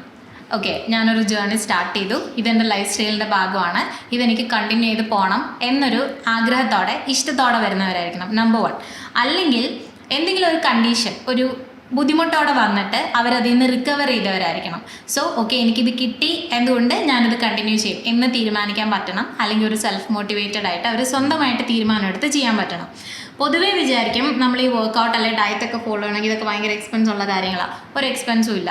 നമ്മുടെ വീട്ടിൽ എല്ലാ ദിവസവും ചോറും കറിയൊക്കെ ഉണ്ടാക്കില്ലേ, ഇത് തന്നെ മതി. ഇത് നമ്മൾ ബാലൻസ് ചെയ്ത് കഴിക്കാൻ മാത്രം പഠിച്ചാൽ മതി. എല്ലാ പ്ലേറ്റിലും ഒരു പോർഷൻ കാർബും ഒരു പോർഷൻ വെജിറ്റബിൾസും ഒരു പോർഷൻ പ്രോട്ടീനും വെച്ച് നമുക്ക് കഴിക്കാൻ പറ്റുമെന്നുണ്ടെങ്കിൽ അതിനൊരു എക്സ്പെൻസും ഇല്ല. എല്ലാ ദിവസവും പ്രോട്ടീൻ പൗഡറും ചിക്കനും ഭയങ്കരമായിട്ട് കഴിക്കണമെന്നില്ല. എന്താണോ വീട്ടിലുള്ളത് അത് തന്നെ പ്രോട്ടീനും ഫൈബറും കാർബുമായിട്ട് മാനേജ് ചെയ്ത് കഴിക്കാൻ പഠിക്കാം. അത്രേ ഉള്ളൂ. അതിന് എക്സ്പെൻസ് ഇല്ല. ജിമ്മിൽ പോകാൻ പറ്റിയില്ലെങ്കിലും ഹോം വർക്കൗട്ട്സ് ആണെങ്കിലും ചെയ്യാം. ഇനി അതും പറ്റിയില്ലെങ്കിൽ എന്തെങ്കിലും ഫിസിക്കൽ ആക്ടിവിറ്റിയിൽ ഏർപ്പെടുക, ഡാൻസോ എന്താണോ നമുക്ക് ചെയ്യാൻ ഇഷ്ടമുള്ളത്, ഇഷ്ടത്തോടെ ചെയ്യാൻ പറ്റുന്നത് അതേ നമ്മൾ കണ്ടിന്യൂ ചെയ്യാൻ പറ്റുന്നത്. ചിലർക്ക് നടക്കാൻ ഇഷ്ടമായിരിക്കും, ചിലർക്ക് ഡാൻസ് ചെയ്യാൻ ഇഷ്ടമായിരിക്കും, ചിലർക്ക് ക്രിക്കറ്റ് പോലെ എന്തെങ്കിലും ഗെയിംസ് ഇഷ്ടമായിരിക്കും. സോ നമ്മുടെ ഇഷ്ടം അനുസരിച്ച് നമുക്ക് ആക്ടിവിറ്റി ചെയ്യാം. ഇല്ല, എനിക്കും പേഴ്സണലി ചെയ്തിട്ട് തോന്നിയിട്ടുള്ളതെന്ന് പറഞ്ഞാൽ നമ്മളിത് ആദ്യം ചെയ്യുന്ന മുമ്പേ ഉള്ളൊരു മടി മാത്രമേ ഉള്ളൂ. നമുക്കിത് കുറച്ച് ചെയ്ത് കഴിഞ്ഞാൽ പിന്നെ നമുക്ക് ഇതിന്റെ ബെനിഫിറ്റ് ഭയങ്കര റിയൽ ആണ്. അത് എനിക്ക് ആ ദിവസം ബെറ്റർ ആണ്, മനസ്സിലായില്ല? ആ ഒരു പോയിന്റിൽ നമ്മൾ കണ്ടു തുടങ്ങിക്കഴിഞ്ഞാൽ പിന്നെ ഇത് നമുക്കൊരു മെയിൻ്റനൻസ് സാധനമായി. നമുക്ക് ഹാപ്പി ഹോർമോൺസ് ഉണ്ട് നമ്മുടെ ബോഡിക്ക്. നമുക്ക് ഈ ചോക്ലേറ്റ്സ് ഒക്കെ കഴിക്കുമ്പം അല്ലെങ്കിൽ ആൽക്കഹോൾ അഡിക്റ്റ് അങ്ങനത്തെ ആൾക്കാരെല്ലാം അത് കഴിക്കുമ്പോൾ കിട്ടുന്ന ഒരു ഹാപ്പിനെസ് ഉണ്ടല്ലോ, അത് നമുക്ക് ഈ ഡോപ്പമൈൻ അല്ല, നമ്മൾ എക്സസൈസ് ചെയ്യുമ്പോൾ നമുക്ക് കിട്ടും. അത് പക്ഷേ എക്സ്പീരിയൻസ് ചെയ്യണം. ആദ്യമായിട്ട് ജിമ്മിൽ പോകുന്ന ഒരാൾക്ക് അല്ലെങ്കിൽ ഒരാഴ്ച 1 മാസം ജിമ്മിൽ പോകുന്ന ഒരാൾക്ക് ചിലപ്പോൾ അത് എക്സ്പീരിയൻസ് ചെയ്യാൻ പറ്റണമെന്നില്ല. അവർക്ക് ഇതിനൊന്നും ഒന്നുമില്ല, എന്തിനാ ഇതൊക്കെ പോകുന്നത്. ജിമ്മിൽ ഇപ്പോൾ അലാം വെച്ച് കിടന്നിട്ട് അലാം അടിക്കും, ഉറങ്ങാതിരിക്കും, ഡോപ്പമൈൻ കൂടും. അത് എക്സ്പീരിയൻസ് ചെയ്യണം. ശരിക്കും നമുക്ക് അതിന് റിസൾട്ട് കിട്ടുന്നത് നമ്മൾ സെൽഫായിട്ട് എക്സ്പീരിയൻസ് ചെയ്താലേ നമുക്ക് അത് കണ്ടിന്യൂ ചെയ്യാൻ തോന്നുള്ളൂ. ശരിക്കും ഫിറ്റ്നസ് പ്രാക്ടീസ് ചെയ്യുമ്പോൾ ഇഞ്ചുറി വരുന്ന ആളാണ് ഞാൻ. എനിക്ക് നടക്കാൻ ഇപ്പോൾ ബുദ്ധിമുട്ടുണ്ട്. അപ്പം ശരിക്കും വർക്കൗട്ട് ചെയ്ത് ഫിറ്റ്നസ് പ്രാക്ടീസ് ചെയ്യുമ്പോൾ ഇഞ്ചുറിയോ? എന്ത് ഫിറ്റ്നസ് നടക്കുമ്പോൾ ഇഞ്ചുറി, പിന്നെ ഫിറ്റ്നസ് പ്രാക്ടീസ് പേര് പറയാൻ പറ്റത്തില്ല. നമ്മുടെ നമ്മുടെ മാനേജർ റിൻഷിനോട് പറഞ്ഞു ഇതുപോലെ, ഞാൻ മാരത്തോണിന് വേണ്ടി പ്രാക്ടീസ് ചെയ്തതാണ്, എനിക്ക് ഭയങ്കര കാലുവേദനയാണെന്ന് പറഞ്ഞു. അപ്പോൾ റിൻഷി വിചാരിച്ചത് പുള്ളിക്കാരി ഷൂസൊക്കെ ഇട്ട് ട്രാക്കിൽ എന്തെങ്കിലും ഓടിക്കണമല്ലോ, അങ്ങനെയാണല്ലോ മാരത്തോൺ പ്രാക്ടീസ് എന്ന് പറഞ്ഞു. അപ്പൊ എന്ത് ചെയ്ത് എവിടെ പോയെന്ന് ചോദിച്ചാൽ പറഞ്ഞു ഫ്ലാറ്റിന് ചുറ്റും നടന്നാണ്. അവ 2-3 റൗണ്ട് നടത്തിട്ട് കാലുവേദനയാന്ന് പറഞ്ഞിരിക്കുന്നുണ്ട്. ഞാനതുപോലെ എന്തെങ്കിലും തുടങ്ങണമെന്ന് വിചാരിക്കുമ്പോൾ എനിക്ക് നടുവേദന പെട്ടെന്ന് വരും. അപ്പം എനിക്ക് ഡിസ്കിനൊരു കണ്ടീഷൻ ഉണ്ടെന്ന് തോന്നുന്നത്, ഡിസ്ക് അകൽച്ചയോ അങ്ങനത്തെ ഒരു പ്രശ്നം ഉണ്ടായിരുന്നു. ഡോക്ടർമാരെപ്പോഴും ചോദിച്ചാൽ അത് ചെറിയ ഡിസ്ക് അകൽച്ചുണ്ട്. നടുവേദന വന്ന് അവർ ആദ്യം പറയുന്ന സാധനം അതാ, എക്സ്റേ എടുപ്പിക്കും, ഡിസ്ക് അകൽച്ചയുണ്ട്. അത് പറഞ്ഞാൽ പിന്നെ നമുക്ക് ചോദിക്കാനൊന്നും പറ്റത്തില്ല. അതുപോലെ നെർവ് ഇടയ്ക്ക് കയറുന്നുണ്ടായിരിക്കും, അതായത് ആ ഗ്യാപ്പിലേക്ക് നെർവ് വന്ന് വലിയുന്നത് 2 ദിവസം മാറുകയുള്ളൂ. പാട്ടൊക്കെ കേൾക്കും, നെർവ് ഒരു പെയിൻ കില്ലർ തരും, ആ പ്രശ്നം അപ്പുറത്തേയും കുറച്ച് വീണ്ടും വരും. ഇത് എനിക്ക് റെഗുലർ അങ്ങനെ പ്രശ്നമുള്ളതല്ല, കുറേ വർഷങ്ങളായി. മലയാളം ഡിസ്കാണത് മാറ്റി ഞങ്ങൾ കോമഡി ശരിക്കും കോമഡി ആണോന്ന് ചോദിക്കരുത്. അപ്പോൾ അങ്ങനെ ഉള്ള ആൾക്കാർ എന്താണ് ചെയ്യേണ്ടത്? ഒന്നെങ്കിൽ നമുക്ക് എന്തെങ്കിലും കണ്ടീഷൻ ഉണ്ടെങ്കിൽ അത് ആദ്യം മനസ്സിലാക്കി വെക്കുക. ഈ പറഞ്ഞ പോലെ കൂടെ നടുവേന അങ്ങനത്തെ ബുദ്ധിമുട്ടുകളൊക്കെ വരുന്നുണ്ടെങ്കിൽ തനിയെ ജിമ്മിൽ പോയി നമുക്ക് ഇഷ്ടമുള്ള പോലെ വെയിറ്റ്സ് എടുക്കാതിരിക്കാം. ഒന്ന്, എൻ്റെ പേഴ്സണൽ എക്സ്പീരിയൻസ് പറഞ്ഞാൽ നമ്മൾ ഓർത്തോനെ കാണുന്നതിനെക്കാട്ടിലും ഒരു ഫിസിയോനെ കാണുന്നതായിരിക്കും ബെറ്റർ. കാരണം ഓർത്തോ നോക്കും ബോണിനെ പ്രശ്നമൊന്നും ഇല്ലെങ്കിൽ ഓക്കെ കുഴപ്പമൊന്നുമില്ല, റെസ്റ്റ് എടുത്താൽ മതി, അല്ലെങ്കിൽ പെയിൻ കില്ലർ തന്നിട്ട് വിടും. പക്ഷെ ഫിസിയോ ആണെങ്കിൽ അവർ കുറച്ചുകൂടെ നമ്മൾ അസസ് ചെയ്തിട്ട് എന്താണ് നമ്മുടെ ഫിസിയോതെറാപ്പിസ്റ്റ്, അവർ നമ്മൾ കുറച്ചുകൂടെ അസസ് ചെയ്ത് എന്താണ് നമ്മുടെ ശരിക്കുള്ള പ്രശ്നം, അതിനെന്താ ചെയ്യേണ്ടതെന്നുള്ളത് പറഞ്ഞുതരും. അതിനും നമുക്ക് ചെയ്യാനുള്ളത് എക്സസൈസ് തന്നെയാണ്. ഫിസിയോ എടുത്ത് പോയാലും അവർ നമ്മൾ എക്സസൈസ് ചെയ്തായിരിക്കും കണ്ടീഷനിൽ നിന്ന് ബെറ്റർ ആക്കുക. നടുവേനയായാലും മുട്ടുവേനയായാലും ഒക്കെ ഇതിനൊക്കെ നമുക്ക് റിഹാബ് എക്സസൈസസ് അവർ തരും. ജിമ്മിലാണെങ്കിൽ അതുപോലെ തന്നെ ആക്ടിവിറ്റീസ് ചെയ്ത് മാത്രമേ നമുക്കത് ബെറ്റർ ആക്കാൻ പറ്റുള്ളൂ. അതിനർത്ഥം ഹെവി വെയിറ്റ്സ് എടുക്കണം എന്നല്ല, എന്താണ് നമ്മുടെ കണ്ടീഷൻ എന്നുള്ളത് മനസ്സിലാക്കുക, അതിന് നമ്മൾ റൈറ്റ് ആയിട്ട് എങ്ങനെ സ്റ്റാർട്ട് ചെയ്യണം എന്നുള്ളത് മനസ്സിലാക്കുക, ഒരു ഗൈഡൻസിൽ മാത്രം ചെയ്യാൻ നോക്കുക. ക്വാളിഫൈഡ് ആയിട്ടുള്ള ഒരു ട്രെയിനറുടെ അണ്ടറിൽ ചെയ്യുക. ജിമ്മിൽ ചെന്നാലും ട്രെയിനേഴ്സ് ഉണ്ടാവും, പക്ഷേ നമ്മുടെ കണ്ടീഷന് പറ്റുന്ന ട്രെയിനർ ആണോ എന്നുള്ളതോടെ മനസ്സിലാക്കണം. അതായത് ഒരു റിഹാബ് അല്ലെങ്കിൽ ഫിസിയോ പോലത്തെ കാര്യങ്ങൾ ഹാൻഡിൽ ചെയ്യാൻ കേപ്പബിൾ ആയിട്ടുള്ള ട്രെയിനർ ആണോ എന്ന് മനസ്സിലാക്കി ചെയ്യാം. ഒരു നോർമൽ ട്രെയിനർക്ക് ചിലപ്പോൾ അത് മനസ്സിലാക്കാൻ പറ്റണമെന്ന് നിർബന്ധമില്ല. ഇപ്പോൾ എനിക്ക് പേഴ്സണലി 2 പ്രശ്നങ്ങളുണ്ട്. ഞാനൊരു പ്രായ വ്യക്തിയാണല്ലോ, അതായത് അപ്പോൾ എനിക്ക് ഡിസ്കിൻ്റെ പ്രശ്നമുണ്ട്. അപ്പോൾ ഒന്നെന്ന് പറഞ്ഞാൽ എനിക്കും ചിലപ്പോൾ ഹെവി വെയിറ്റ് വർക്കൗട്ടൊക്കെ ചെയ്യുമ്പോൾ ഡിസ്കിന് ഇഷ്യൂസ് ഉണ്ടായിട്ടുണ്ട്. ഞാനൊരു പ്രാവശ്യം 2019 വെയിറ്റഡ് സ്ക്വാട്ട് ചെയ്തപ്പോൾ ഞാൻ സ്ലിപ്പ് ചെയ്തായിരുന്നു. അപ്പോൾ ഞാൻ ട്രെയിനർ വെച്ചേ ചെയ്യാറുള്ളൂ. ഞാൻ ട്രെയിനർ വെച്ച് ചെയ്യും, ഞാൻ മറ്റേ ബെൽറ്റ് വെക്കും, പ്രിക്കോഷൻസ് എടുക്കും. ട്രെയിനർ അത് പറഞ്ഞു തരും എന്താണെന്നുള്ള. പിന്നെ ഉള്ളൊരു സാധനം എന്ന് പറഞ്ഞാൽ ഇതിൻ്റെ റിക്കവറി. ഇടയ്ക്കിടയ്ക്ക് ഞാൻ സ്വിമ്മിങ് ചെയ്യും. ഇടയ്ക്കിടയ്ക്ക് ഞാൻ സ്വിമ്മിങ് ഫണ്ടമെൻ്റലി ചെയ്യുന്നത് എൻ്റെ ഡിസ്കിൻ്റെ ഇമ്പ്രൂവ്മെൻറ്റിന് വേണ്ടിയിട്ടാണ്. ഞാനിപ്പോൾ പറയാം, ഞാൻ കഴിഞ്ഞ ദിവസം വേറെ വർക്കൗട്ടൊന്നും ചെയ്യാത്തതുകൊണ്ട് ഞാൻ ഓടാൻ തുടങ്ങി. ഞാൻ താമസിക്കുന്ന ഫ്ലാറ്റുണ്ട്. അപ്പം ഞാൻ 5 കിലോമീറ്ററായി. ഞാനിപ്പോൾ പുതിയൊരു സ്മാർട്ട് വാച്ച് മേടിച്ചുകൊണ്ട് അതിൻ്റെ ഒരു എന്തുസിയാത്തത് 7 കിലോമീറ്റർ ഓടി. അങ്ങനെ ഞാൻ 2 ദിവസം ഓടിയപ്പം എനിക്ക് മുട്ടുവേദന തുടങ്ങി. എനിക്ക് മുട്ടുവേദന ഭയങ്കര കൂടുതലായി. പിന്നെ ഞാൻ ഇതേപോലെ ഒരു ഫ്രണ്ടിൻ്റെ അടുത്ത് നമ്മൾ ഈ സ്ട്രെച്ചിങ് അങ്ങനെയാണ്, നമുക്കിത് നമ്മുടെ ക്വാഡ് ഭയങ്കര ടൈറ്റ് ആകുമ്പോഴാണ് മുട്ടിന് ഭയങ്കര അല്ലേ, അങ്ങനെയാണ്. മസിൽസ് വീക്ക് ആണെങ്കിൽ ഓട്ടോമാറ്റിക്കലി നമ്മൾ ഇന്റൻസ് ആക്ടിവിറ്റി ചെയ്യുമ്പോൾ പെയിനും ഡിസ്കംഫർട്ടും ഉണ്ടാവും.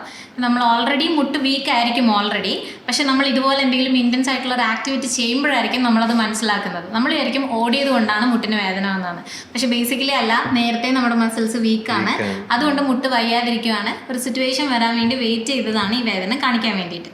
നമ്മൾ മനസ്സിലാക്കുക, മുട്ട് വേദനയാണെങ്കിൽ നമ്മുടെ സറൗണ്ട് ചെയ്തിട്ടുള്ള മസിൽസ് എല്ലാം വീക്കാണ്. ഡോക്ടറെ അടുത്ത് പോയാലും അവർ നമ്മളോട് പറയാം സറൗണ്ട് ചെയ്തിരിക്കുന്ന മസിൽസിനെ സ്ട്രെങ്തൻ ചെയ്യാനായിരിക്കും. പിന്നെ എക്സസൈസ് പോലെ തന്നെ എക്സസൈസിന് മുന്നേ ഉള്ള വാമപ്പും എക്സസൈസിന് ശേഷം ചെയ്യുന്ന സ്ട്രെച്ചിങ്ങും ഭയങ്കര ഇമ്പോർട്ടൻ്റ് ആണ്. മസിൽസിനെയും ജോയിൻസിനെയൊക്കെ പ്രിപ്പയർ ചെയ്യാൻ വേണ്ടി നമ്മൾ വാമപ്പ് ചെയ്തിട്ട് വേണം എക്സസൈസ് സ്റ്റാർട്ട് ചെയ്യാൻ. അതേപോലെ തന്നെ ചെയ്ത് കഴിഞ്ഞിട്ട് സോറായിരിക്കുന്ന മസിൽസിനെ നമ്മൾ സ്ട്രെച്ച് ചെയ്ത് റിലാക്സ് ചെയ്തിട്ട് വേണം വീട്ടിൽ പോകാൻ. ഇത് നമുക്ക് കുറേ ഇഞ്ചുറി പ്രിവെൻറ്റ് ചെയ്യാനായിട്ട് ഹെൽപ്പ് ചെയ്യും. കുറെ ആൾക്കാരും ജിമ്മിൽ പോയാൽ സ്ട്രെച്ചിങ് ഒന്നും ചെയ്യാറില്ല, ഓടി വന്ന് എന്തൊക്കെയോ ചെയ്തിട്ട് പെട്ടെന്ന് പോകും. വാമപ്പും സ്ട്രെച്ചിങ്ങും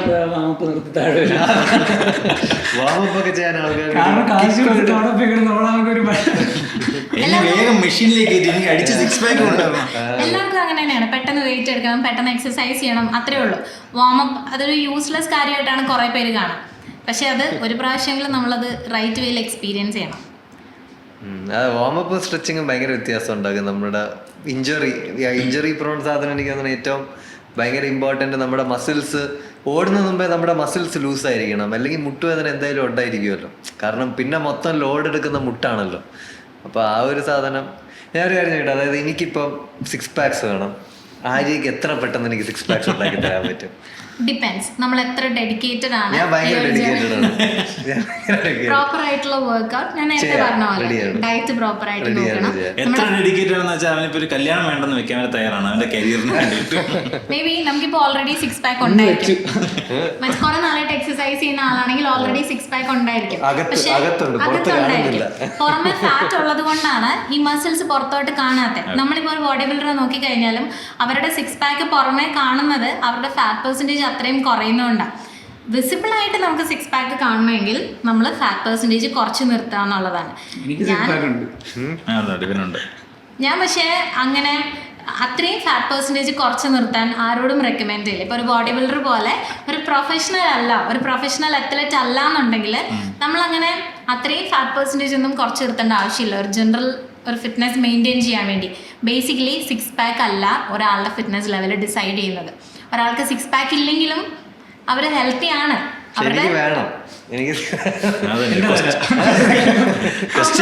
ഒരു കാലറി ഡെഫിസിറ്റ് ഡയറ്റിലായിരിക്കും. ഓൾസോ പ്രോട്ടീൻ ഇൻടേക്ക് കൂട്ടുക, പ്രോപ്പറായിട്ട് സ്ട്രെങ്ത് ട്രെയിനിങ് ചെയ്യുക. നമ്മൾ ഈ ലെഗ് പാർട്സ് അടിക്കുക, ഫുൾ ബോഡി. നമ്മൾ വിചാരിക്കും 6 പാക്ക് വരാൻ വേണ്ടിയിട്ട് ആബ്സിന് മാത്രം വർക്ക്ഔട്ട് ചെയ്ത് നമ്മൾ ഈ പാർട്സ് അടിക്കുമല്ലോ, ചെസ്റ്റ് ബൈസ് ഓരോ ദിവസം അങ്ങനത്തെ അടി, ചെസ്റ്റ് അടിക്കുക, ലെഗ്സ് അടിക്കുക, അങ്ങനെ മാറി മാറി അടിക്കുക. വർക്ക്ഔട്ടിന് സ്പ്ലിറ്റ് ഉണ്ട്, അതായത് പല രീതിയിൽ നമുക്ക് വർക്ക്ഔട്ട് ചെയ്യാം. ചില ആൾക്കാർ ഇപ്പം ഡിപ്പെൻസ്, നമുക്ക് ഒരു വീക്കിൽ എത്ര ദിവസം വർക്ക്ഔട്ട് ചെയ്യാൻ പറ്റും അതിനനുസരിച്ച് നമുക്ക് സ്പ്ലിറ്റ് വേറെ വേറെ രീതിയിൽ ചെയ്യാം. ലൈക്ക് ഇപ്പോൾ പുഷ് പുൾ ലെഗ്സ് എന്നുള്ള രീതിയിൽ ചെയ്യാം. അതായത് പുഷ് എക്സസൈസസ് ഒരു ദിവസം, പുൾ എക്സസൈസ് ഒരു ദിവസം, അടുത്ത ദിവസം ലെഗ്, അങ്ങനെ ചെയ്യാം.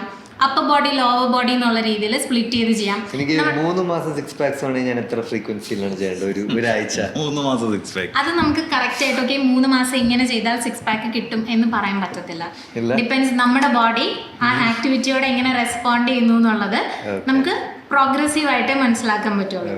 എന്നാലും എല്ലാം പ്രോപ്പറായിട്ടാണ് നോക്കുന്നെങ്കിൽ ഒരു 6 മന്ത് അല്ലെങ്കിൽ ഒരു 1 ഇയർ, മേ ബി ഒരു 1 ഇയറിലൊക്കെ നമുക്ക് കുഴപ്പമില്ലല്ലേ? 1 ഇയർ എന്ന് പറഞ്ഞാൽ അടുത്ത വർഷം വയറ് കണ്ടിട്ടില്ല. നിങ്ങൾ വലിയ ഡാൻസിങ് അല്ല, അത് നമുക്ക് എത്ര ദിവസമാണ് ശരിക്കും ഒരാൾ വർക്കൗട്ട് ചെയ്യുന്നത്? ഇപ്പം അങ്ങനത്തെ ഒരു ഗോളിലിരിക്കുന്ന ഒരാളാണ്, അതായത് ബോഡി ബിൽഡിംഗ് ഗോളിലിരിക്കുന്ന ഒരാൾ ആഴ്ചയിൽ എത്ര ദിവസം വർക്കൗട്ട് ചെയ്യുന്നതായിരിക്കും ഒപ്റ്റിമൽ? നമുക്ക് എത്ര ദിവസം സ്പെൻഡ് ചെയ്യാൻ പറ്റും ഇതിനനുസരിച്ചാണ് നമ്മൾ വർക്കൗട്ട് സ്പ്ലിറ്റ് ചെയ്യുക. അല്ലാതെ പെർട്ടിക്കുലർലി നമ്മൾ എല്ലാ ദിവസവും വർക്കൗട്ട് ചെയ്യണം എന്നൊരു നമ്മുടെ ജിമ്മിലൊക്കെ ഇതേ ഉള്ളൂ. അതായത് 7 ദിവസം ഓരോ വർക്കൗട്ട്.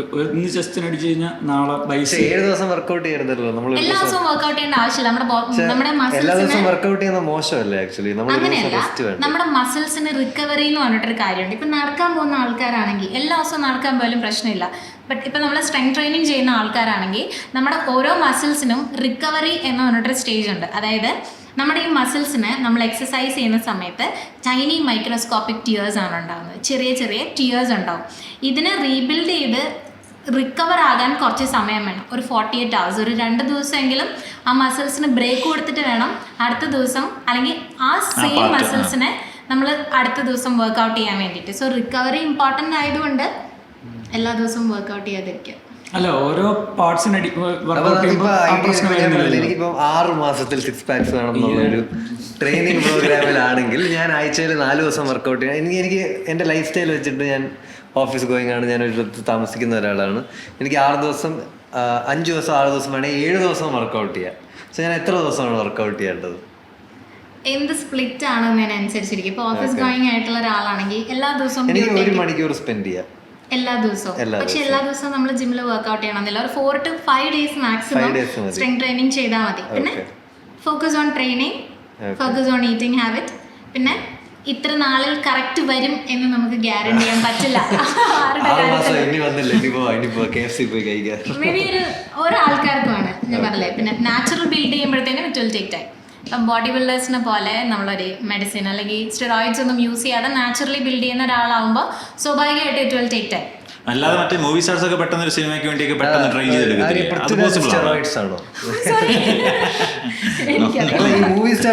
പെട്ടെന്ന് അങ്ങനെ ചെയ്തെടുക്കത്തില്ലേ? മൂവി സ്റ്റാർസ് ഒക്കെ സിനിമ ഡിമാൻഡ് അനുസരിച്ച് അവർ പെട്ടെന്ന് 6 പാക്ക് ആക്കും, വയറ് കൂട്ടും. അതൊക്കെ കുറഞ്ഞ ടൈമിലല്ലേ ചെയ്ത്, അതായത് 1 വർഷം ഒന്നും ട്രെയിൻ ചെയ്ത് ചെയ്യാൻ അവർക്ക് പറ്റത്തില്ല. അങ്ങനെയല്ല, നമ്മളിപ്പം നമുക്ക് എല്ലാവർക്കും അറിയാം അത്ലറ്റ്സ്, ഇപ്പോൾ ബോഡി ബിൽഡിങ് ചെയ്യുന്ന ആൾക്കാർക്കൊക്കെ ആണെങ്കിൽ അവർക്ക് ഉറപ്പായിട്ട് ഈ കാണുന്ന ഒരു ഫിസിക്, നമ്മൾ ഈ കാണുന്ന ഒരു ഭയങ്കര ബിൽഡഡ് ബോഡി വേണമെങ്കിൽ ഉറപ്പായിട്ടും ദേ യൂസിങ് സ്റ്റിറോയിഡ്സ്. നമുക്ക് എല്ലാവർക്കും അറിയാം. VFX യൂസ് ചെയ്യുന്നുണ്ടല്ലേ? അല്ല സത്യം, സൽമാൻ ഖാനൊക്കെ VFX ഉപയോഗിക്കുന്നുണ്ടെന്നാണ്. പക്ഷേ നാച്ചുറലി ബിൽഡ് ചെയ്യുന്ന ഒരാൾക്ക് അതുപോലെ പെട്ടെന്ന് അവർക്കൊരു 3 month അത്രയും ഭയങ്കര ട്രാൻസ്ഫോർമേഷൻ എടുക്കാൻ ചിലപ്പോൾ പറ്റും. നാച്ചുറലി ബിൽഡ് ചെയ്യുന്ന ഒരാൾക്ക് ചിലപ്പോൾ 1 or 2 years അല്ലെ പീരിയഡ് കൂടുതൽ വേണ്ടി വരും. ബിക്കോസ് നാച്ചുറൽ ബിൽഡും മറ്റതും തമ്മിൽ ഭയങ്കര രാപ്പകൽ വ്യത്യാസമുണ്ട്. ഇതിപ്പം നിങ്ങളുടെ അടുത്ത് ജനറലി ഇപ്പം നമ്മൾ പറഞ്ഞ ആൾക്കാരുടെ മിസ്കൺസെപ്ഷൻസ് ഇപ്പം നമ്മൾ പറഞ്ഞു, അതിൽ നമ്മൾ വിട്ടുപോയ എന്തെങ്കിലും മിസ്കൺസെപ്ഷൻ, അത് ചെയ്ത അങ്ങനെയാവും, ഇത് ചെയ്ത് ഇങ്ങനെയാവും, അങ്ങനെ എന്തെങ്കിലും ഓഡിയൻസ് പറയാൻ 1-2 കാര്യങ്ങൾ പെട്ടെന്ന് പറഞ്ഞാൽ നമുക്ക് അതൊരു ഇൻക്ലൂഡ് ചെയ്യാം. കൂടുതൽ പേരും വിചാരിക്കും പെൺകുട്ടികൾ ജിമ്മിൽ പോയി വെയിറ്റ് എടുക്കാൻ പാടില്ല, ജിമ്മിൽ പോയി വെയിറ്റ് എടുത്താൽ ആൺകുട്ടികളെ പോലെ ഭയങ്കര മസിൽസ് വരും എന്നൊക്കെയാണ്. പക്ഷേ അദ്ദേഹം പറഞ്ഞതുപോലെ ആൺകുട്ടികൾ തന്നെ ജിമ്മിൽ പോയി മസിൽ ഉണ്ടാക്കാൻ എത്രയോ കഷ്ടപ്പെടുന്നു. ഇവർക്ക് കമ്പയർ ചെയ്താൽ ഒന്ന് ഹോർമോൺസിന്റെ വ്യത്യാസമുണ്ട്. ആൺകുട്ടികളുടെ ബോഡിയിൽ ടെസ്റ്റോസ്റ്ററോൺ കൂടുതലാണ്, പെൺകുട്ടികൾക്ക് ഈസ്ട്രജൻ ആണുള്ളത്, നമ്പർ 1. പിന്നെ ഒന്ന്, ആൺകുട്ടികൾക്ക് 48% മസിൽ മാസും പെൺകുട്ടികൾക്ക് 34%. മസിൽ മാസിലും വ്യത്യാസമുണ്ട്. നമ്മൾ ഇവർ ബിൽഡ് ചെയ്യുമ്പോൾ നാച്ചുറലി നമുക്ക് പെൺകുട്ടികൾക്ക് ഈ ചൈൽഡ് ബെയറിങ് ഇങ്ങനെ കുറേ കാര്യങ്ങളുള്ളത് കൊണ്ട് നമ്മുടെ ബോഡിയിൽ ഫാറ്റ് പെർസെൻറ്റേജ് ആണ് കൂടുതൽ. അതേസമയം ആൺകുട്ടികൾക്ക് ലീൻ മസിൽ മാസ് ആണ് കൂടുതൽ. നിങ്ങൾക്ക് മസിൽസ് ബിൽഡ് ചെയ്യാൻ എളുപ്പമായിരിക്കും, നമുക്ക് ഫാറ്റ് കുറയാൻ കുറേ സമയമെടുക്കും. അതാണ് രണ്ടും തമ്മിലുള്ള ഒന്നാമത്തെ ഡിഫറൻസ്. നമ്മളിപ്പോൾ ജിമ്മിൽ പോയി പെൺകുട്ടികൾ വർക്കൗട്ട് ചെയ്താലും അവർക്ക് സംഭവിക്കുന്നത് മസിൽസിൻ്റെ ഡെഫിനിഷൻ വരിക, സ്ട്രെങ്ത് കൂടുക, മൊത്തത്തിലുള്ള അവരുടെ പൊട്ടൻഷ്യൽ കൂടുക എന്നുള്ളതാണ്. ഒരിക്കലും ആൺകുട്ടികളുടെ പോലെ നാച്ചുറലി പെൺകുട്ടികൾക്ക് മസിൽസ് ബിൽഡ് ചെയ്യാൻ പറ്റില്ല. അപ്പോൾ ചോദിക്കും ഈ കോമ്പറ്റീഷനൊക്കെ ചെയ്യുന്ന ആൾക്കാർ പറഞ്ഞ പോലെ അത്ലറ്റ്സിന് സ്വാഭാവികമായിട്ടും അവരുടെ പ്രൊഫഷൻ്റെ ഭാഗമായിട്ട് അവർക്ക് സ്റ്റിറോയിഡ്സ് യൂസ് ചെയ്യേണ്ടി വരും. അതും സാധാരണ ഒരു ജനറൽ ഹെൽത്തിന് വേണ്ടി വർക്കൗട്ട് ചെയ്യുന്ന പെൺകുട്ടികളും തമ്മിൽ ഒത്തിരി വ്യത്യാസമുണ്ട്. അവർക്ക് ഇതുപോലെ ഹോം വർക്കൗട്ട്സ് ഒക്കെ ചെയ്ത് കഴിഞ്ഞാൽ അവർ ഷേപ്പ് മെയിൻറ്റെയിൻ ചെയ്യാൻ പറ്റുമായിരിക്കും. ഉറപ്പായിട്ടും പറ്റും. ബേസിക് ആയിട്ട് 1-2 ഡമ്പലും കുറച്ച് ബേസിക് ആയിട്ടുള്ള സാധനങ്ങൾ മാത്രം വീട്ടിൽ കരുതിയെന്നാൽ നമുക്ക് ഹോം വർക്കൗട്ട് ചെയ്ത് തന്നെ വലിയ ട്രാൻസ്ഫോർമേഷൻ എടുക്കാൻ പറ്റും. ഞാൻ എൻ്റെ ഒരു 10-15 കിലോയോളം വീട്ടിൽ തന്നെ വർക്കൗട്ട് ചെയ്താണ് കുറച്ചത്, പിന്നെ കുഞ്ഞും ഒക്കെ ഉള്ളതുകൊണ്ട്.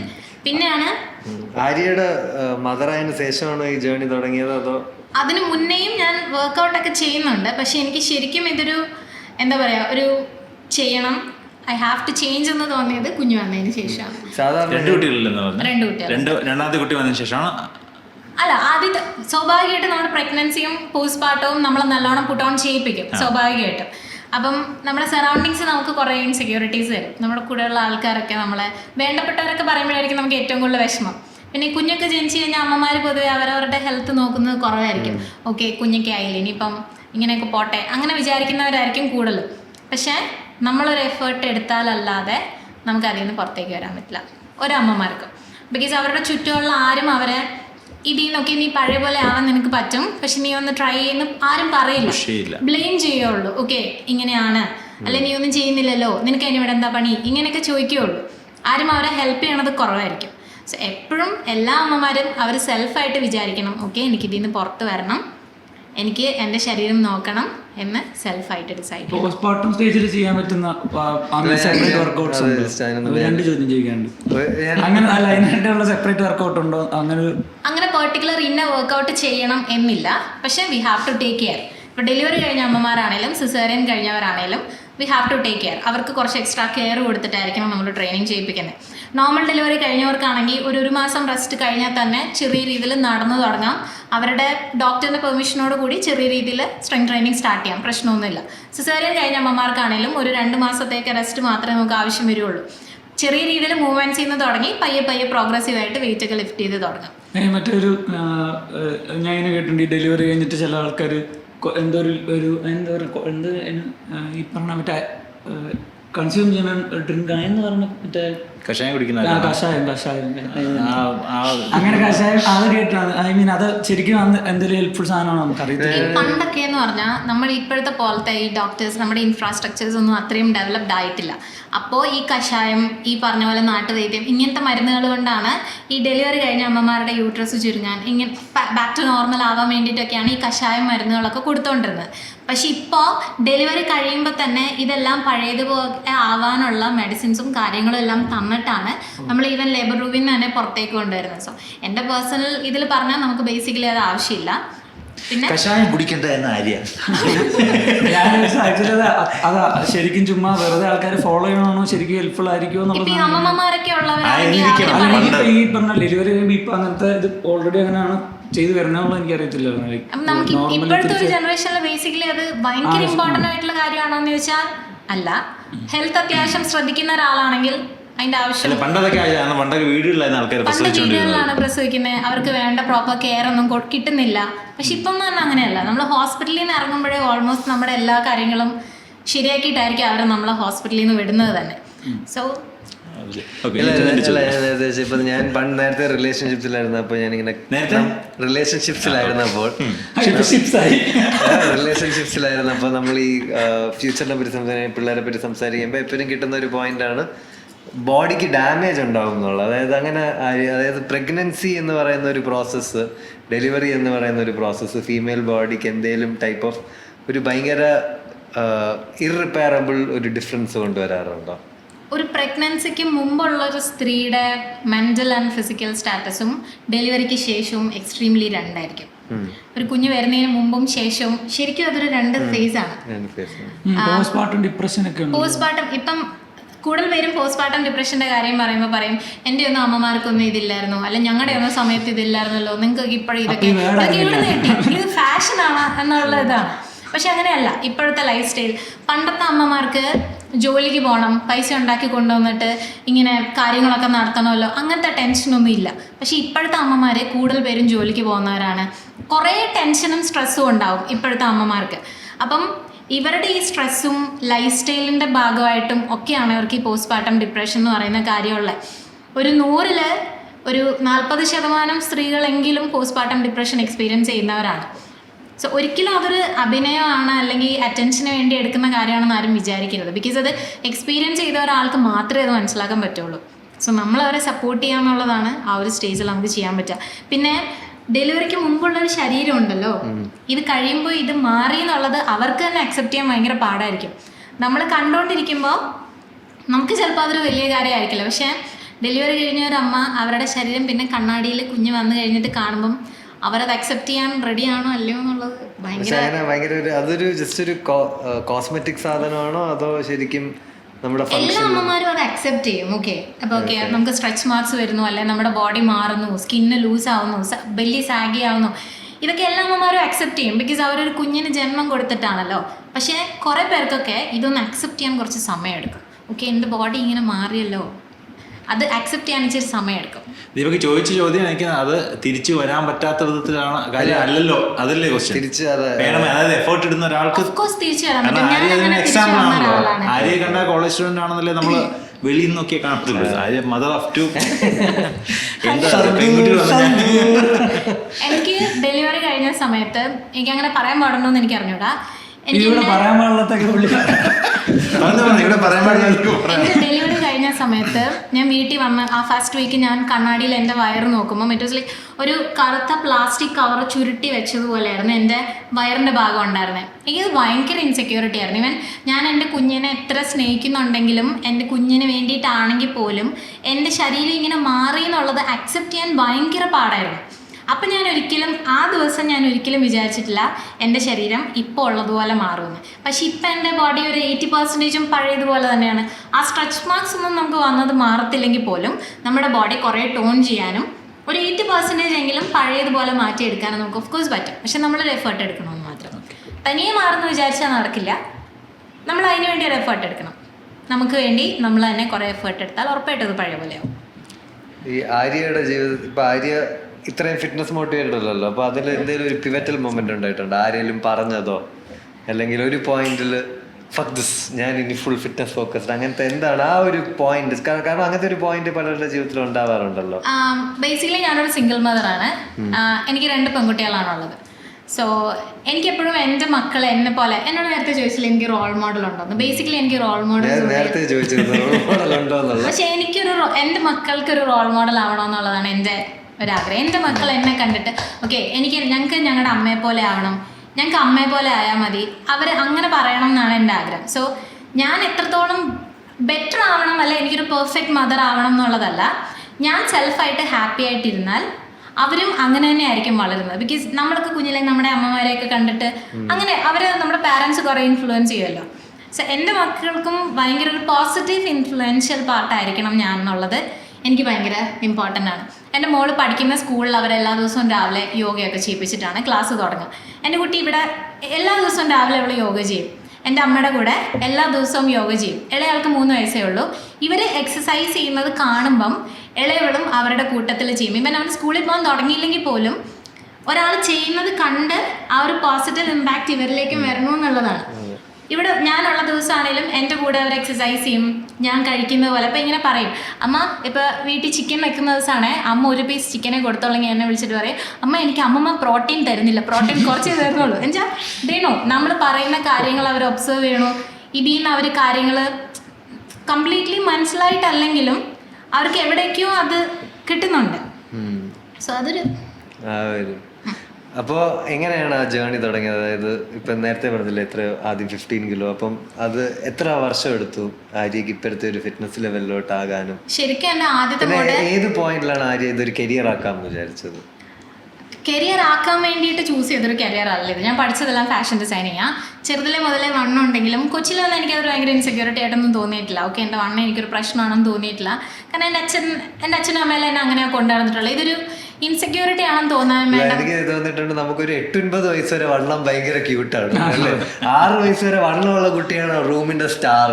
പക്ഷെ പെട്ടെന്ന് നമ്മൾ ടീനേജ് അടിച്ച് കഴിയുമ്പോൾ തിരിച്ചടിക്കും. അത് ശരിയാ. വലുതായി കഴിഞ്ഞപ്പോൾ ഞാൻ ഡിസൈനിങ്ങാണ് പഠിച്ചത്. അപ്പം റാമ്പിൽ എൻ്റെ കൂടെ എല്ലാം നല്ല സുന്ദരി കുട്ടികളും ഞാൻ നല്ല ചക്കമും നല്ല ഗുണ്ടുമണിയായിട്ട് ഒരാളും. അപ്പം ഞാൻ കൂട്ടത്തിൽ ഭയങ്കര ഓർഡർ ഉണ്ടായപ്പോഴും എനിക്ക് അങ്ങനെ ഒരു ഇൻസെക്യൂരിറ്റി വന്നു തുടങ്ങി. അപ്പോഴാണ് ഞാൻ ജിമ്മിൽ പോകാമെന്ന് വിചാരിച്ചു. ഓക്കെ, അപ്പം എൻ്റെ വിചാരം ജിമ്മിൽ പോയെന്നാൽ അത് വണ്ണം കുറയ്ക്കുന്ന സ്ഥലമാണ്, അവിടെ പോയാൽ വണ്ണം കുറയും എന്നുള്ളതായിരുന്നു.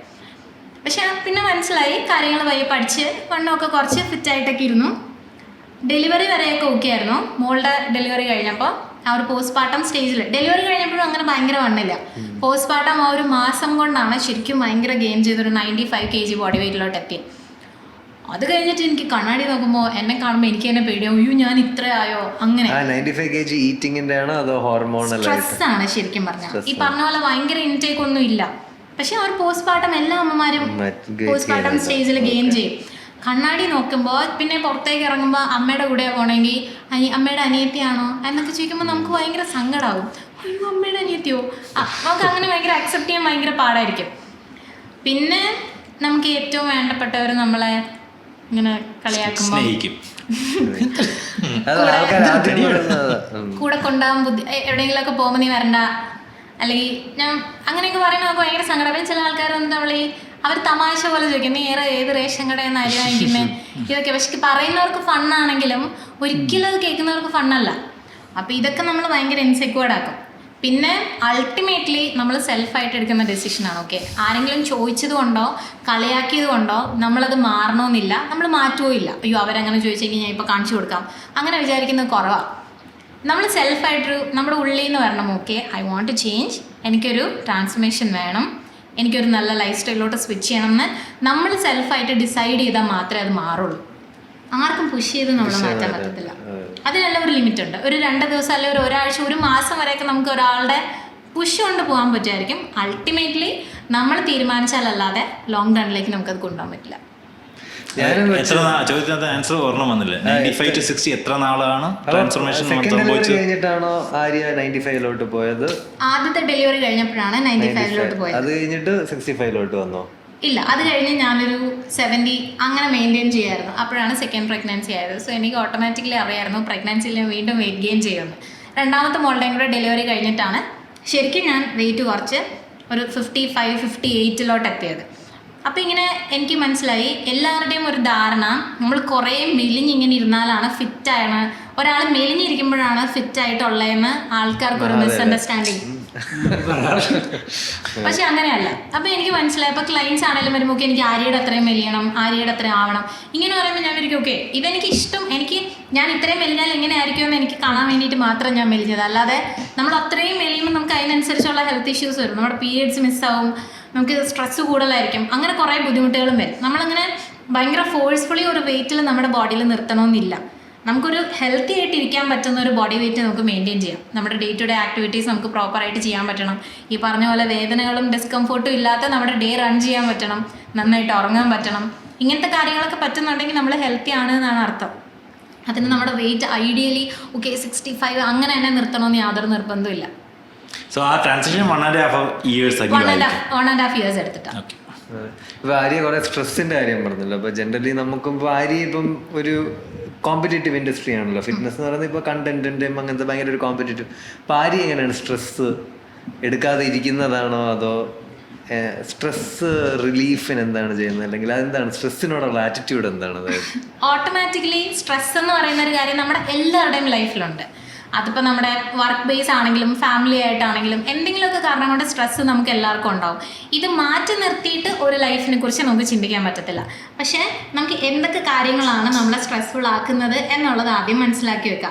ഏത് സൈഡാണ് നമുക്ക് ഏറ്റവും കൂടുതൽ സ്ട്രെസ്സ് തരുന്നതെന്ന് അത് മനസ്സിലാക്കിയിട്ട് അതിനെ മാനേജ് ചെയ്യാനായിട്ട് പഠിക്കാം. ചില ആൾക്കാർക്ക് ഈ സ്ട്രെസ് ഈറ്റിംഗ് എന്ന് പറഞ്ഞിട്ടൊരു ഹാബിറ്റ് ഉണ്ട്. ടെൻഷൻ വന്ന ഭക്ഷണം കഴിക്കുക. പണ്ട് ഞാൻ അങ്ങനെയായിരുന്നു. കുറേ ഭക്ഷണം കഴിച്ച് അത് മാനേജ് ചെയ്യാൻ പറ്റുമെന്ന് വിചാരിക്കുക. ബേസിക്കലി ഫുഡല്ല നമ്മളെ ഹീൽ ചെയ്യുന്നത്, നമ്മൾ ഡിപ്പെൻഡ് ചെയ്യുന്നതാണ്. ഒരു സാധനം ഓക്കെ ഫുഡ് കഴിച്ചാൽ ഞാൻ ഓക്കെ ആവും അങ്ങനെ നമ്മൾ ചിന്തിക്കുന്നതാണ്. പക്ഷേ അതിന് ഹെൽത്തി ഓൾട്ടർനേറ്റീവ്സ് വെക്കാം. ഓക്കെ ഒന്ന് പാട്ട് കേട്ട് കുറച്ച് നേരം റിലാക്സ്ഡ് ആയാലും എനിക്ക് ഓക്കെ ആവാൻ പറ്റും. അല്ലെങ്കിൽ ഒന്നൊരു ഒന്ന് നടന്നിട്ട് വന്നാൽ ചിലപ്പോൾ ഞാൻ ഓക്കെ ആവും. ഈ സ്ട്രെസ് ഈറ്റിംഗ് എന്നുള്ളത് മാറ്റിയിട്ട് കുറച്ച് ഹെൽത്തി ആയിട്ടുള്ള ഓൾട്ടർനേറ്റീവ്സ് വെക്കാം. ആരോടെങ്കിലും വിളിച്ച് കുറച്ച് നേരം സംസാരിക്കാം, ഒരു ഈവനിങ് വാക്കിന് പോവാം, അല്ലെങ്കിൽ കുറച്ച് നേരം പാട്ട് കേൾക്കാം, ഇഷ്ടമുള്ള സിനിമ കാണാം, എന്തെങ്കിലും ചെയ്താൽ മതി. നമുക്ക് മൈൻഡിനെ പെട്ടെന്ന് മാനേജ് ചെയ്യാൻ പറ്റും. ഹോർമോൺസ് പറഞ്ഞാൽ പെട്ടെന്ന് മാറുന്ന ആൾക്കാരാണ്. നമ്മൾ വിചാരിക്കുന്ന പോലെ ഇങ്ങനെ സ്ട്രെസ്സൊക്കെ വന്നു കഴിഞ്ഞാൽ കുറേ നേരം ഇങ്ങനെ അത് നമ്മുടെ തലയിൽ നിൽക്കില്ല. കുറച്ച് നേരം ഒന്ന് മൈൻഡൊന്ന് ഡിസ്ട്രാക്റ്റ് ആയാലും കാര്യം പോകും. സന്തോഷം മാറി പെട്ടെന്ന് സങ്കടം വരില്ലേ, സങ്കടം മാറി സന്തോഷം, ഇതുപോലെ സ്ട്രെസ്സും പെട്ടെന്ന് മാറി മൂഡ് ബാലൻസ് ചെയ്യാൻ പറ്റും.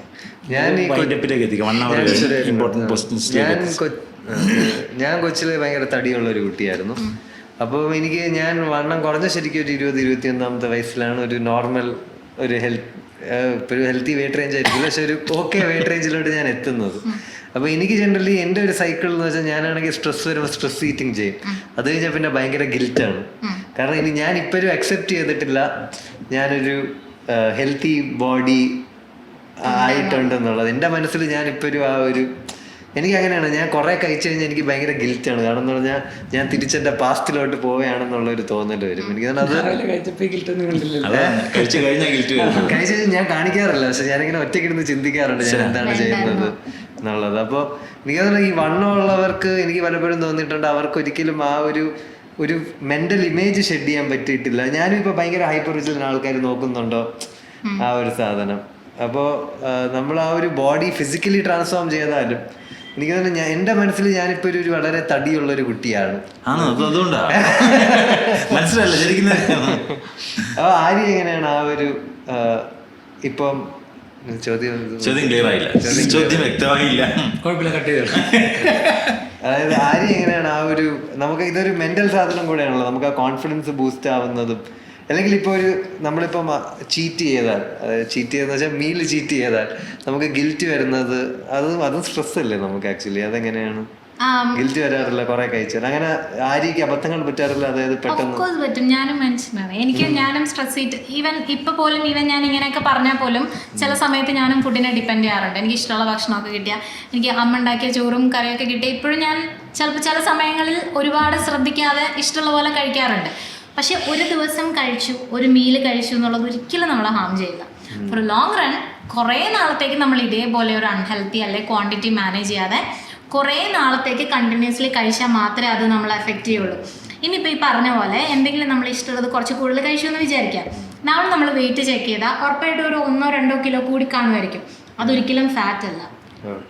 നമ്മുടെ ബോഡിയിൽ വാട്ടർ റിട്ടൻഷൻ കൂടിയിട്ട് അല്ലെങ്കിൽ വാട്ടർ ഹോൾഡ് ചെയ്തിരിക്കുന്ന വെയിറ്റ് ആയിരിക്കും അത് കാണിക്കുന്നത്. ഒറ്റ ദിവസം കൊണ്ടൊന്നും 2 കിലോ ഒന്നും നമ്മുടെ ബോഡിക്ക് കൂട്ടാൻ പറ്റത്തില്ല. സോ ഡോണ്ട് വരി, 2 ദിവസം കഴിഞ്ഞ് ചെക്ക് ചെയ്താൽ വെയിറ്റ് പഴയ പോലെ ആയിട്ടുണ്ടാവും.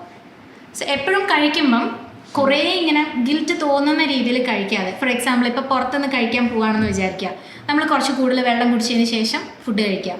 അല്ലെങ്കിൽ വീട്ടിൽ ആദ്യമേ ഞാൻ കഴിച്ചില്ലെങ്കിൽ എനിക്കൊന്നും ഞാൻ ശരിക്കും ജീവിതത്തിൽ എന്താണ് ചെയ്യേണ്ടത്? ഇതല്ലേ ജീവിതത്തിലെ രസം. ഫിറ്റ്നസ് ട്രെയിനർ സംസാരിക്കുന്നത് പക്ഷെ കഴിച്ചു ഞാൻ പറഞ്ഞേ 2 കാറ്റഗറി ഓഫ് ആൾക്കാരുണ്ട്. ചിലർക്ക് മോഡറേഷനിൽ കഴിക്കാൻ പറ്റും. ഇപ്പോൾ ഒരു ലഡു കണ്ടു, അവർക്കൊരു ലഡു കഴിക്കണം, ഒരു ലഡു അല്ലേ കുഴപ്പമില്ല, വൈകുന്നേരം ഞാനത് ഇച്ചിരി മാനേജ് ചെയ്തോളാം എന്ന് വിചാരിച്ച് ഒരു ലഡു കഴിച്ച് അതിൽ സാറ്റിസ്ഫൈ ചെയ്യാൻ പറ്റുന്ന ഒരു ഗ്രൂപ്പ് ഓഫ് ആൾക്കാരുണ്ട്. മോഡറേഷനിൽ അവർക്കത് കഴിക്കാൻ പറ്റും. ചില ആൾക്കാരുണ്ട് ഒരെണ്ണം കഴിച്ചു, അയ്യോ ഞാനത് കഴിച്ചു പോയി, എന്തായാലും ഞാൻ കഴിച്ചു, ഇന്നത്തെ കാര്യം പോയി, ഓക്കെ 2-3 എണ്ണം കൂടെ കഴിക്കാം, നാളെ മുതൽ ഞാൻ പെർഫെക്റ്റ്, അങ്ങനെ വിചാരിക്കുന്നവരുണ്ട്. സോ അങ്ങനെ വിചാരിക്കുന്നവർ ഒത്തിരി മോഡറേഷൻ നോക്കാത്തതാണ് നല്ലത്. കാരണം അവർക്ക് ഒരെണ്ണം കഴിച്ചാൽ അവരുടെ ടേസ്റ്റ് ബഡ്സ് അത് എനിക്ക് ഒരെണ്ണം കഴിച്ചാൽ ഒരു ഗേറ്റ് തുറക്കണ പോലെയാണ്. Yes. പിന്നെ അത് നിറച്ചു കഴിഞ്ഞിട്ട് എനിക്ക് അത് അടയ്ക്കാൻ പറ്റുള്ളൂ. അങ്ങനെ ഒരു കാറ്റഗറി ആയിരിക്കുമ്പോൾ നമ്മൾ ഒത്തിരി അങ്ങനെ മോഡറേഷൻ എന്ന് പറഞ്ഞിട്ട് കഴിക്കാതിരിക്കുക. ബിക്കോസ് നമുക്കൊരു ചീറ്റ് മീൽ കിട്ടിയാൽ അത് കണ്ടിന്യൂഷൻ ആയിരിക്കും, ഇതിനെ പുറകെ ഇങ്ങനെ കഴിച്ചുകൊണ്ടേയിരിക്കും. എനിക്ക് ഒന്ന് ഷുഗർ കഴിച്ചു കഴിഞ്ഞാൽ പിന്നെ എനിക്ക് കഴിക്കാതിരിക്കാൻ ഭയങ്കര പാടാണ്. പക്ഷെ എനിക്ക് ഷുഗർ കഴിക്കണ്ടെന്ന് വിചാരിച്ചാൽ അത് എനിക്ക് പേഴ്സണലി അത് എനിക്ക് കുറച്ചുകൂടെ എളുപ്പമാണ്. ഞാനും അങ്ങനെയായിരുന്നു. അല്ലേ, എനിക്ക് പേഴ്സണലി അത് കുറച്ചുകൂടെ എളുപ്പമാണെന്നാണ് തോന്നുന്നത്. ഇപ്പൊ ആൽക്കഹോൾ തന്നെ എനിക്ക് അടിക്കാതിരിക്കുന്ന ഭയങ്കര സമാധാനം. സത്യമാണ്, അടിച്ചു കഴിഞ്ഞാൽ പിന്നെ നിർത്താൻ. ഈ വീഡിയോ ഇപ്പോൾ ഒരാൾ കണ്ടു, ഇപ്പൊ ഞാനാണെങ്കിലും ചിലപ്പോൾ ഞാൻ ഈ പറഞ്ഞ ഒരു സമയത്ത് എനിക്ക് വെയിറ്റ് ഗെയിൻ ചെയ്യണം എന്നൊക്കെ ഉള്ള ഒരു ആഗ്രഹം ഉള്ളതുകൊണ്ട് ഈ പറഞ്ഞ എനിക്ക് ഈ പറഞ്ഞ പോലെ വലിയ പൈസ കാര്യങ്ങൾ ഞാൻ നേരത്തെ അതുകൊണ്ടാണ് ചില കാര്യങ്ങൾ നമ്മൾ തമ്മിൽ സംസാരിക്കുമ്പോൾ ഞാൻ ഇതുപോലെ എതിർത്ത് സംസാരിക്കുന്ന പോലെ താല്പര്യമില്ലാത്ത പോലെ സംസാരിക്കുന്നത് ചെയ്യുന്നത്. ഞാൻ ആ സമയത്ത് ഞാൻ കുറച്ച് റൂറൽ ഏരിയയിലാണ് താമസിക്കുന്നത്. നമ്മുടെ അവിടെ ഒരു ജിമ്മേ ഉള്ളൂ, അതും കുറച്ച് നാളായുള്ളൂ വന്നിട്ട് ഞാനീ പറഞ്ഞു. അപ്പം അവിടെ എന്ന് വെച്ചാൽ ഇതുപോലെ ഒരു ഫിക്സഡ് റേറ്റ് കൊടുക്കണം ഇപ്പം ഇത്. അപ്പം അവർ പറയണം ഒരു ഡയറ്റ് ഫോളോ ചെയ്യണം. അപ്പം ഞാൻ ആലോചിക്കുമ്പം എന്നെപ്പോലെ സാധാരണ വീട്ടിലുള്ള ഒരാൾക്ക് ഈ പറയുന്ന ഇപ്പോൾ അങ്ങനത്തെ ഒരു ഡയറ്റും ഇവർ പറയുന്ന ഒരു ഡയറ്റ് ഫോളോ ചെയ്യാൻ പറ്റില്ല. എനിക്ക് പ്രോട്ടീൻ പൗഡർ സത്യം പറഞ്ഞാൽ കാശ് കൊടുത്ത് മേടിക്കാനില്ല, ഞാൻ മേടിച്ച് കഴിച്ചാൽ. അപ്പം മൊത്തത്തിൽ ഒന്നെങ്കിൽ നന്നായിട്ട് കഴിഞ്ഞാൽ പ്രോട്ടീൻ പൗഡർ എടുക്കേണ്ടി വരുന്നു, അതിന് എക്സ്പെൻസ് വരുന്നുണ്ട് അല്ലേ. അപ്പം ഈ പറഞ്ഞ ഭയങ്കര വീട്ടിലുണ്ടാക്കണം എന്ന് പറഞ്ഞാൽ പോലും ഇപ്പോൾ അത്രത്തോളം നമുക്കറിയത്തില്ല എത്ര പ്രോട്ടീൻ റിച്ച് ആണ്, അത് സാധാരണക്കാർക്ക് അറിയത്തില്ല ഇതിനകത്ത് എന്ത് കണ്ടന്റാണ് കിട്ടുന്നത് എന്നുള്ളതാണ്.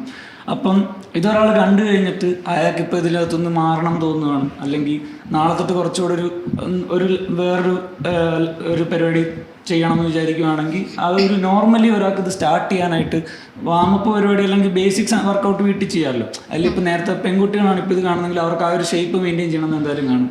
അപ്പോൾ അവർ ഇതുപോലെ അതെന്ത് ചെയ്യണം എന്നറിയാതെ ഒരു ബേസിക് സാധനം അവർക്കിപ്പോൾ സ്വന്തമായിട്ടൊരാൾ ഒന്നിലും ചെയ്യുന്നില്ല, ഉള്ള കാര്യങ്ങൾ ഒന്ന് റീഅറേഞ്ച് ചെയ്ത് അവർക്ക് ബെറ്റർ ആവാൻ പറ്റുമെങ്കിൽ അവർക്ക് കൊടുക്കാൻ പറ്റുന്ന ഏറ്റവും നല്ല അഡ്വൈസ് എന്തായിരിക്കും? 3 കാര്യങ്ങൾ. 1 നമ്മുടെ eating habit, 2 physical activity, 3 sleep. ആദ്യമേ എക്സസൈസിൻ്റെ കാര്യം പറഞ്ഞാൽ എല്ലാവർക്കും ചിലപ്പോൾ ജിമ്മിൽ പോകാൻ പറ്റത്തില്ല, എക്സസൈസ് ചെയ്യാൻ പറ്റത്തില്ല. അവരുടെ അവൈലബിലിറ്റി അനുസരിച്ച് ഏതെങ്കിലും രീതിയിൽ ഒരു 1 hour ആഴ്ചയിൽ ഒരു 4-5 ദിവസം ഫിസിക്കലി ആക്റ്റീവ് ആയിരിക്കാം. എക്സസൈസ് അല്ലെങ്കിൽ നടക്കാൻ പോവാം, ഓടാൻ പോവാം, സ്വിമ്മിങ്ങിന് പോവാം, ഡാൻസ് കളിക്കാം, എന്തെങ്കിലും ഒരു ആക്ടിവിറ്റി ആസ് എ സ്റ്റാർട്ടിങ് നമ്മൾ തുടങ്ങുന്നു എന്നുള്ള രീതിയിൽ ഫിസിക്കലി ആക്റ്റീവ് ആയിട്ടിരിക്കാനായിട്ട് ശ്രദ്ധിക്കുക. നമ്പർ 1. നമ്പർ 2, നമ്മൾ എടുക്കുന്ന പ്ലേറ്റ് മാനേജ് ചെയ്തെടുക്കുക. എന്ന് പറഞ്ഞാൽ പ്ലേറ്റിൻ്റെ 1/3 പോർഷൻ ചോറോ, ബേസിക്കലി കാർബ് എല്ലാവരുടെയും വീട്ടിലുണ്ടാവും, ചോറ്, ചപ്പാത്തി, അപ്പം, അങ്ങനെ എന്തെങ്കിലും ഉണ്ടാവും. ഒരു source of protein, chicken, fish, കടല, പയറ്, പരിപ്പ്, ഇതിലെന്തെങ്കിലും ഒന്ന്, ഒരു പോർഷൻ വെജിറ്റബിൾ, അങ്ങനെ 3 പോർഷൻ ചെയ്ത് അതൊരു ഹാബിറ്റ് ആക്കുക. രാവിലെ ഫോർ എക്സാമ്പിൾ ഇപ്പോൾ നമ്മൾ ഇടിയപ്പം ആണെങ്കിൽ ഇടിയപ്പവും കടലക്കറിയും എന്തെങ്കിലും ഒരു ഇച്ചിരി വെജിറ്റബിൾസും, ഉച്ചയ്ക്കാണെങ്കിൽ ചോറും ഒരു പയറുപ്പേരിയും ഒരു കഷ്ണം ഫിഷോ അങ്ങനെ എന്തെങ്കിലും. അതേപോലെ ആ ഈറ്റിംഗ് ഒന്ന് ബാലൻസ് ചെയ്യാം. പാക്കറ്റ് ഫുഡ്സും പ്രോസസ്ഡ് ഫുഡ്സും ലിക്വിഡ് കാലറീസും കട്ട് ചെയ്യാം. എന്ന് പറഞ്ഞാൽ പുറത്തുനിന്ന് കഴിക്കുന്ന സാധനങ്ങൾ ലിമിറ്റ് ചെയ്യാം, മാക്സിമം വീട്ടിൽ നിന്ന് തന്നെ കഴിക്കാം. 3ാമത്തെ കാര്യം സ്ലീപ്പ് റൊട്ടീൻ. ഒരു 7 to 8 hours സ്ലീപ്പ് റൊട്ടീൻ, ഒരു 7 to 8 hours എങ്കിലും എല്ലാ ദിവസവും നന്നായിട്ട് ഉറങ്ങുന്നുണ്ടെന്ന് ഉറപ്പുവരുത്തുക. സ്ക്രീൻ ടൈം കുറയ്ക്കുക. രാത്രി എല്ലാവരും ബെഡിലേക്ക് പോകുമ്പോൾ ഫോണും കൊണ്ടായിരിക്കും പോകുന്നത്. ഈ സ്ക്രീൻ ലൈറ്റ് നമ്മുടെ ഉറക്കത്തെ എഫക്റ്റ് ചെയ്യും, നമുക്ക് നേരെ ഉറങ്ങാൻ പറ്റത്തില്ല, അല്ലെങ്കിൽ ഡിസ്റ്റർബ്ഡ് ആയിട്ടുള്ള സ്ലീപ്പ് ആയിരിക്കും, ഉറക്കത്തിനിടയ്ക്ക് 2-3 പ്രാവശ്യം എഴുന്നേക്കും. ഇതൊക്കെ നമ്മുടെ സ്ലീപ്പ് സൈക്കിളിനെ എഫക്റ്റ് ചെയ്യുന്ന കാര്യങ്ങളാണ്. 8 hours സ്ലീപ്പ് എന്ന് പറഞ്ഞാൽ നമുക്ക് ആ ഒരു ത്രൂ ഔട്ട് കണ്ടിന്യൂസ് ഒരു ഡീപ്പ് സ്ലീപ്പ് കിട്ടണം. അത് ഈ ടൈം 10 to 6 ആണോ അതോ 3 മണി തൊട്ട് രാവിലെ 11 വരെ അങ്ങനെ ആയ കുഴപ്പമുണ്ടോ? അത് ആ സമയത്ത് നമ്മൾ ഉറങ്ങുന്നത് ത്രൂ ഔട്ട് കണ്ടിന്യൂസ് സ്ലീപ്പ്. രാത്രി കിടന്നാൽ രാവിലെ എഴുന്നേക്കുന്നത് വരെയുള്ള, നമ്മൾ 3:30 ഉറങ്ങി 10 മണിക്ക് എഴുന്നേക്കുന്ന ഒരാളാണെങ്കിൽ അത് അൺഹെൽത്തി ആണോ ആസ് കമ്പയർഡ് ടു 10 മണിക്ക് കിടന്ന് 6 മണിക്ക് എഴുന്നേക്കുന്ന? അങ്ങനെ ഒരു ടൈം ഉണ്ടാവും. Early to bed, early to rise, അതാണ് എപ്പോഴും നല്ലത്. മറ്റേത് കുഴപ്പമുണ്ടോന്ന് ചോദിച്ചത്. ടൈം സെയിം ആണ്, ബയോളജിക്കൽ ക്ലോക്ക് സെയിം ആണ്. എന്ന് പറയുന്നത് 3 മണിക്ക്, വെളുപ്പിന് 3 മണിക്ക് 11 മണി വരെ കിടന്നുറങ്ങും. എപ്പോഴും അങ്ങനെയാണെങ്കിൽ ഓക്കെ, പ്രശ്നമില്ല.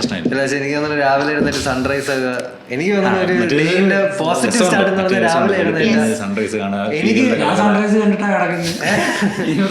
എനിക്ക് 2 മണിക്ക് 11 മണി 12 മണിക്ക് എഴുന്നേറ്റ് കഴിഞ്ഞാൽ പിന്നെ എനിക്ക് അന്നത്തെ ദിവസം ഒന്നും ചെയ്യാൻ തോന്നില്ല, കാരണം അന്നത്തെ ദിവസം ഓൾറെഡി കഴിഞ്ഞില്ലേ. ആക്ച്വലി നമ്മൾ രാവിലെ എഴുന്നേക്കുവാണെങ്കിൽ ആ ഒരു ഫ്രഷ് മോർണിംഗ് നമുക്ക് കുറച്ച് എനർജി ഒക്കെ തരും. സ്ലീപ്പിന്റെ കാര്യം ഇതാണ് ചോദിക്കാനുണ്ടായിരുന്നത്. സ്ലീപ്പിന്റെ കാര്യം എനിക്ക് ജനറലി തോന്നിയിട്ടുള്ള, എനിക്കാണെങ്കിൽ സ്ലീപ്പ് കുറച്ചുകൂടെ കുറവ് മതി. കാരണം ഞാനാണെങ്കിൽ 6 മണി 6:30 മണിക്കൂർ കഴിഞ്ഞായിരുന്നേക്ക് ഇപ്പൊ ഓട്ടോമാറ്റിക്കലി എഴുന്നേക്കും. ഓട്ടോമാറ്റിക്കലി 8 hours സ്ലീപ്പ് റൊട്ടീൻ എന്ന് പറഞ്ഞാലും ചില ആൾക്കാർക്ക് ലെസ് സ്ലീപ്പ് മതി. അങ്ങനെ ഒരു കാറ്റഗറി ഉണ്ട്. അവർക്കൊരു 6 hours ഒക്കെ ഉറങ്ങിക്കഴിഞ്ഞാൽ അവരുടെ ഡേ ഫ്രഷ് ആയിരിക്കും. പക്ഷെ അങ്ങനത്തെ ആൾക്കാര് 8 hours ഒക്കെ ഉറങ്ങിയാൽ അവർക്ക് കൂടുതൽ ഉറങ്ങിയതുപോലെ തോന്നും. ഡേ ഭയങ്കര ലേസി ആയിരിക്കും, ടയേർഡ് ആയിരിക്കും. സോ നമ്മുടെ സ്ലീപ്പ് നമുക്ക് ഡിസൈഡ് ചെയ്യാം. ആക്ച്വലി ഇങ്ങനത്തെ ഒരു കാറ്റഗറി ആണ്. അവർക്കൊരു 6 hours ഇനഫ് എന്ന് അവർക്ക് തോന്നുവാണെങ്കിൽ ദാറ്റ് ഇസ് ഇനഫ്. അതുപോലെ 10 വേണമെന്ന് തോന്നുന്ന ആൾക്കാരുണ്ടാവുമല്ലോ, അങ്ങനെ ഉണ്ടാവുമോ? ഉണ്ട് സൂയിലുണ്ട്. 8 hours is enough actually. Okay, ആര്യയുടെ ഫ്യൂച്ചർ എന്താണ്? ആര്യ കാണുന്ന സ്വപ്നം, ആര്യയുടെ ഡ്രീം നെക്സ്റ്റ് ലെവൽ എന്താണ്? ആര്യ ഇപ്പം എത്ര ടീമുണ്ട് ആര്യക്ക്? എനിക്കിപ്പോ 7 പേരുണ്ട്. 2 ന്യൂട്രീഷനിസ്റ്റ്, 2. അപ്പൊ Arya fitness Instagram I D Arya ഡിസ്ക്രിപ്ഷനിൽ കൊടുക്കാം. ഫിറ്റ്നസ് പോയാൽ DM ചെയ്താൽ നിങ്ങൾക്ക് ആര്യയുടെ ടീമിന്റെ ക്ലൈന്റ് ആകാം. Yes. ഓക്കെ, വിറ്റോക്സിന്റെ പ്രേക്ഷകർ ഇത് കണ്ടിട്ട് വരുന്നവർക്ക് എന്താണ് ആര്യ കൊടുക്കുന്ന ഡിസ്കൗണ്ട്?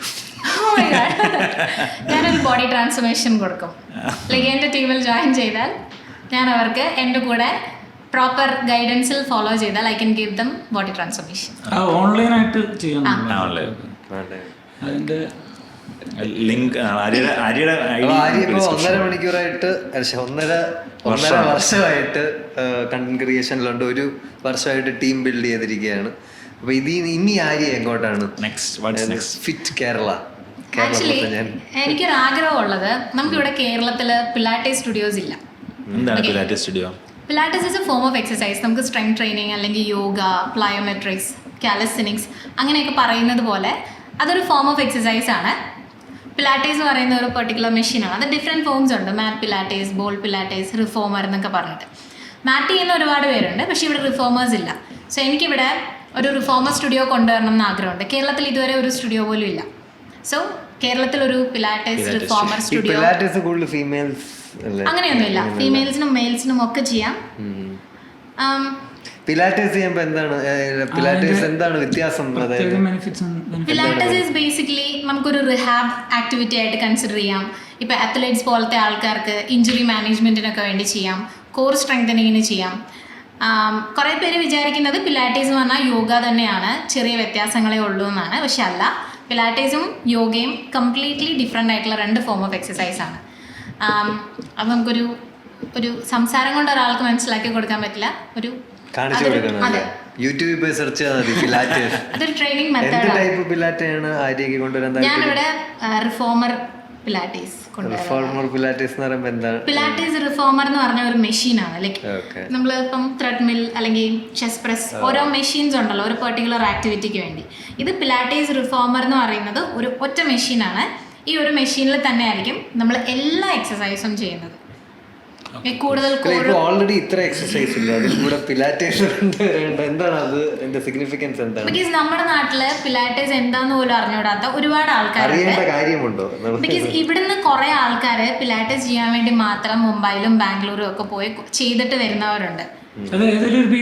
ഒരു ടൈം ചെയ്താൽ മതിയോ? അങ്ങനെയല്ല, നമ്മൾ റെഗുലർ എക്സസൈസ് പോലെ തന്നെ ചെയ്യണം. നോർമലി വർക്കൗട്ട് ചെയ്യുന്ന ഒരാൾ ഇടയ്ക്കിടയ്ക്ക് ചെയ്യേണ്ട ഒരു പ്രോസസ് ആണോ, അതോ ഈ മെഷീനിൽ മാത്രം വർക്കൗട്ട് ചെയ്താൽ മതിയോ? അല്ല, ഇതൊരു ഫോം ഓഫ് എക്സസൈസ് ആണ് നമ്മുടെ താല്പര്യം അനുസരിച്ച്. ഇപ്പൊ എല്ലാവർക്കും സ്ട്രെങ്ത് ട്രെയിനിങ് തന്നെ ചെയ്യാൻ ഇഷ്ടമുണ്ടാവില്ലല്ലോ. ചില ആൾക്കാർ HIIT പോലെ, ചില ആൾക്കാർ പ്ലയോമെട്രിക്സ് കൂടുതൽ ഫോക്കസ് ചെയ്യും, ചിലർ കാർഡിയോ മാത്രം ഫോക്കസ് ചെയ്യും. സോ അതൊരു ഇഷ്ടം കൂടിയാണ്. എല്ലാവർക്കും പിലാറ്റീസ് ഇഷ്ടപ്പെടണമെന്നില്ല. പക്ഷെ there are a group of people, എനിക്കറിയാം, അവർ ഇതിനു വേണ്ടി മാത്രം പുറത്ത് സ്ഥലത്ത് പോവും, ഇവിടെ ലോഞ്ച് ചെയ്തോ അങ്ങനെ അന്വേഷിച്ച് നടക്കുന്ന ഒത്തിരി പേരുണ്ട്. ആൻഡ് പേഴ്സണലി എനിക്കും ഭയങ്കര ഇഷ്ടമുള്ളൊരു എക്സസൈസ് ഫോമാണ് പിലാറ്റീസ്. സോ എനിക്ക് ഇവിടെ ഒരു സ്റ്റുഡിയോ ലോഞ്ച് ചെയ്യണമെന്ന് ആഗ്രഹമുണ്ട്. സോ സാധിക്കട്ടെ. സ്റ്റുഡിയോയിൽ ഇന്ന് വിറ്റോക്സ് വരെ എത്തിയിരിക്കുന്നു. എന്താണ് മൈൽസ്റ്റോൺ? അടുത്ത പിലാറ്റീസ് സ്റ്റുഡിയോസ്. ഓക്കെ, അപ്പം ആളുകൾക്ക് നമ്മൾ ചോദിക്കാത്ത ഡൗട്ട്സ് ഉണ്ടെങ്കിൽ ആര്യ ഫിറ്റ്നസ് ഇൻസ്റ്റാഗ്രാം DM ചെയ്യാം. നിങ്ങൾക്ക് ഏതെങ്കിലും ട്രെയിനിങ് കോഴ്സസ് ഇവരുടെ പ്രോഗ്രാമിൽ ജോയിൻ ചെയ്യണമെങ്കിൽ DM ചെയ്യാം. മഹാദേവന് വർക്കൗട്ട് ചെയ്യണമെന്ന് താല്പര്യം ഉണ്ടെങ്കിൽ, മഹാദേവൻ ബോഡി മസിൽ ഗെയിൻ ചെയ്യണമെന്നും ബോഡി മസിൽസ് കുറയ്ക്കണമെന്നും താല്പര്യമുള്ള കമന്റ് ചെയ്യുക. ഡൗട്ട്സ് എന്തെങ്കിലും കമന്റ് ചെയ്യുക. ആരെയും കാണുവാണെങ്കിൽ ഞങ്ങളുടെ യൂട്യൂബ് വീഡിയോയിൽ ഡൗട്ട്സിന് റിപ്ലൈ കൊടുക്കും. ഓക്കെ, അപ്പം കുറച്ചൊന്നുമില്ല, അധികമൊന്നുമില്ല, 10 ഇനി എല്ലാവരും പുഷപ്പ് അടിക്കുക. ഓക്കെ, ശരി, thanks. Bye. Thank you so much.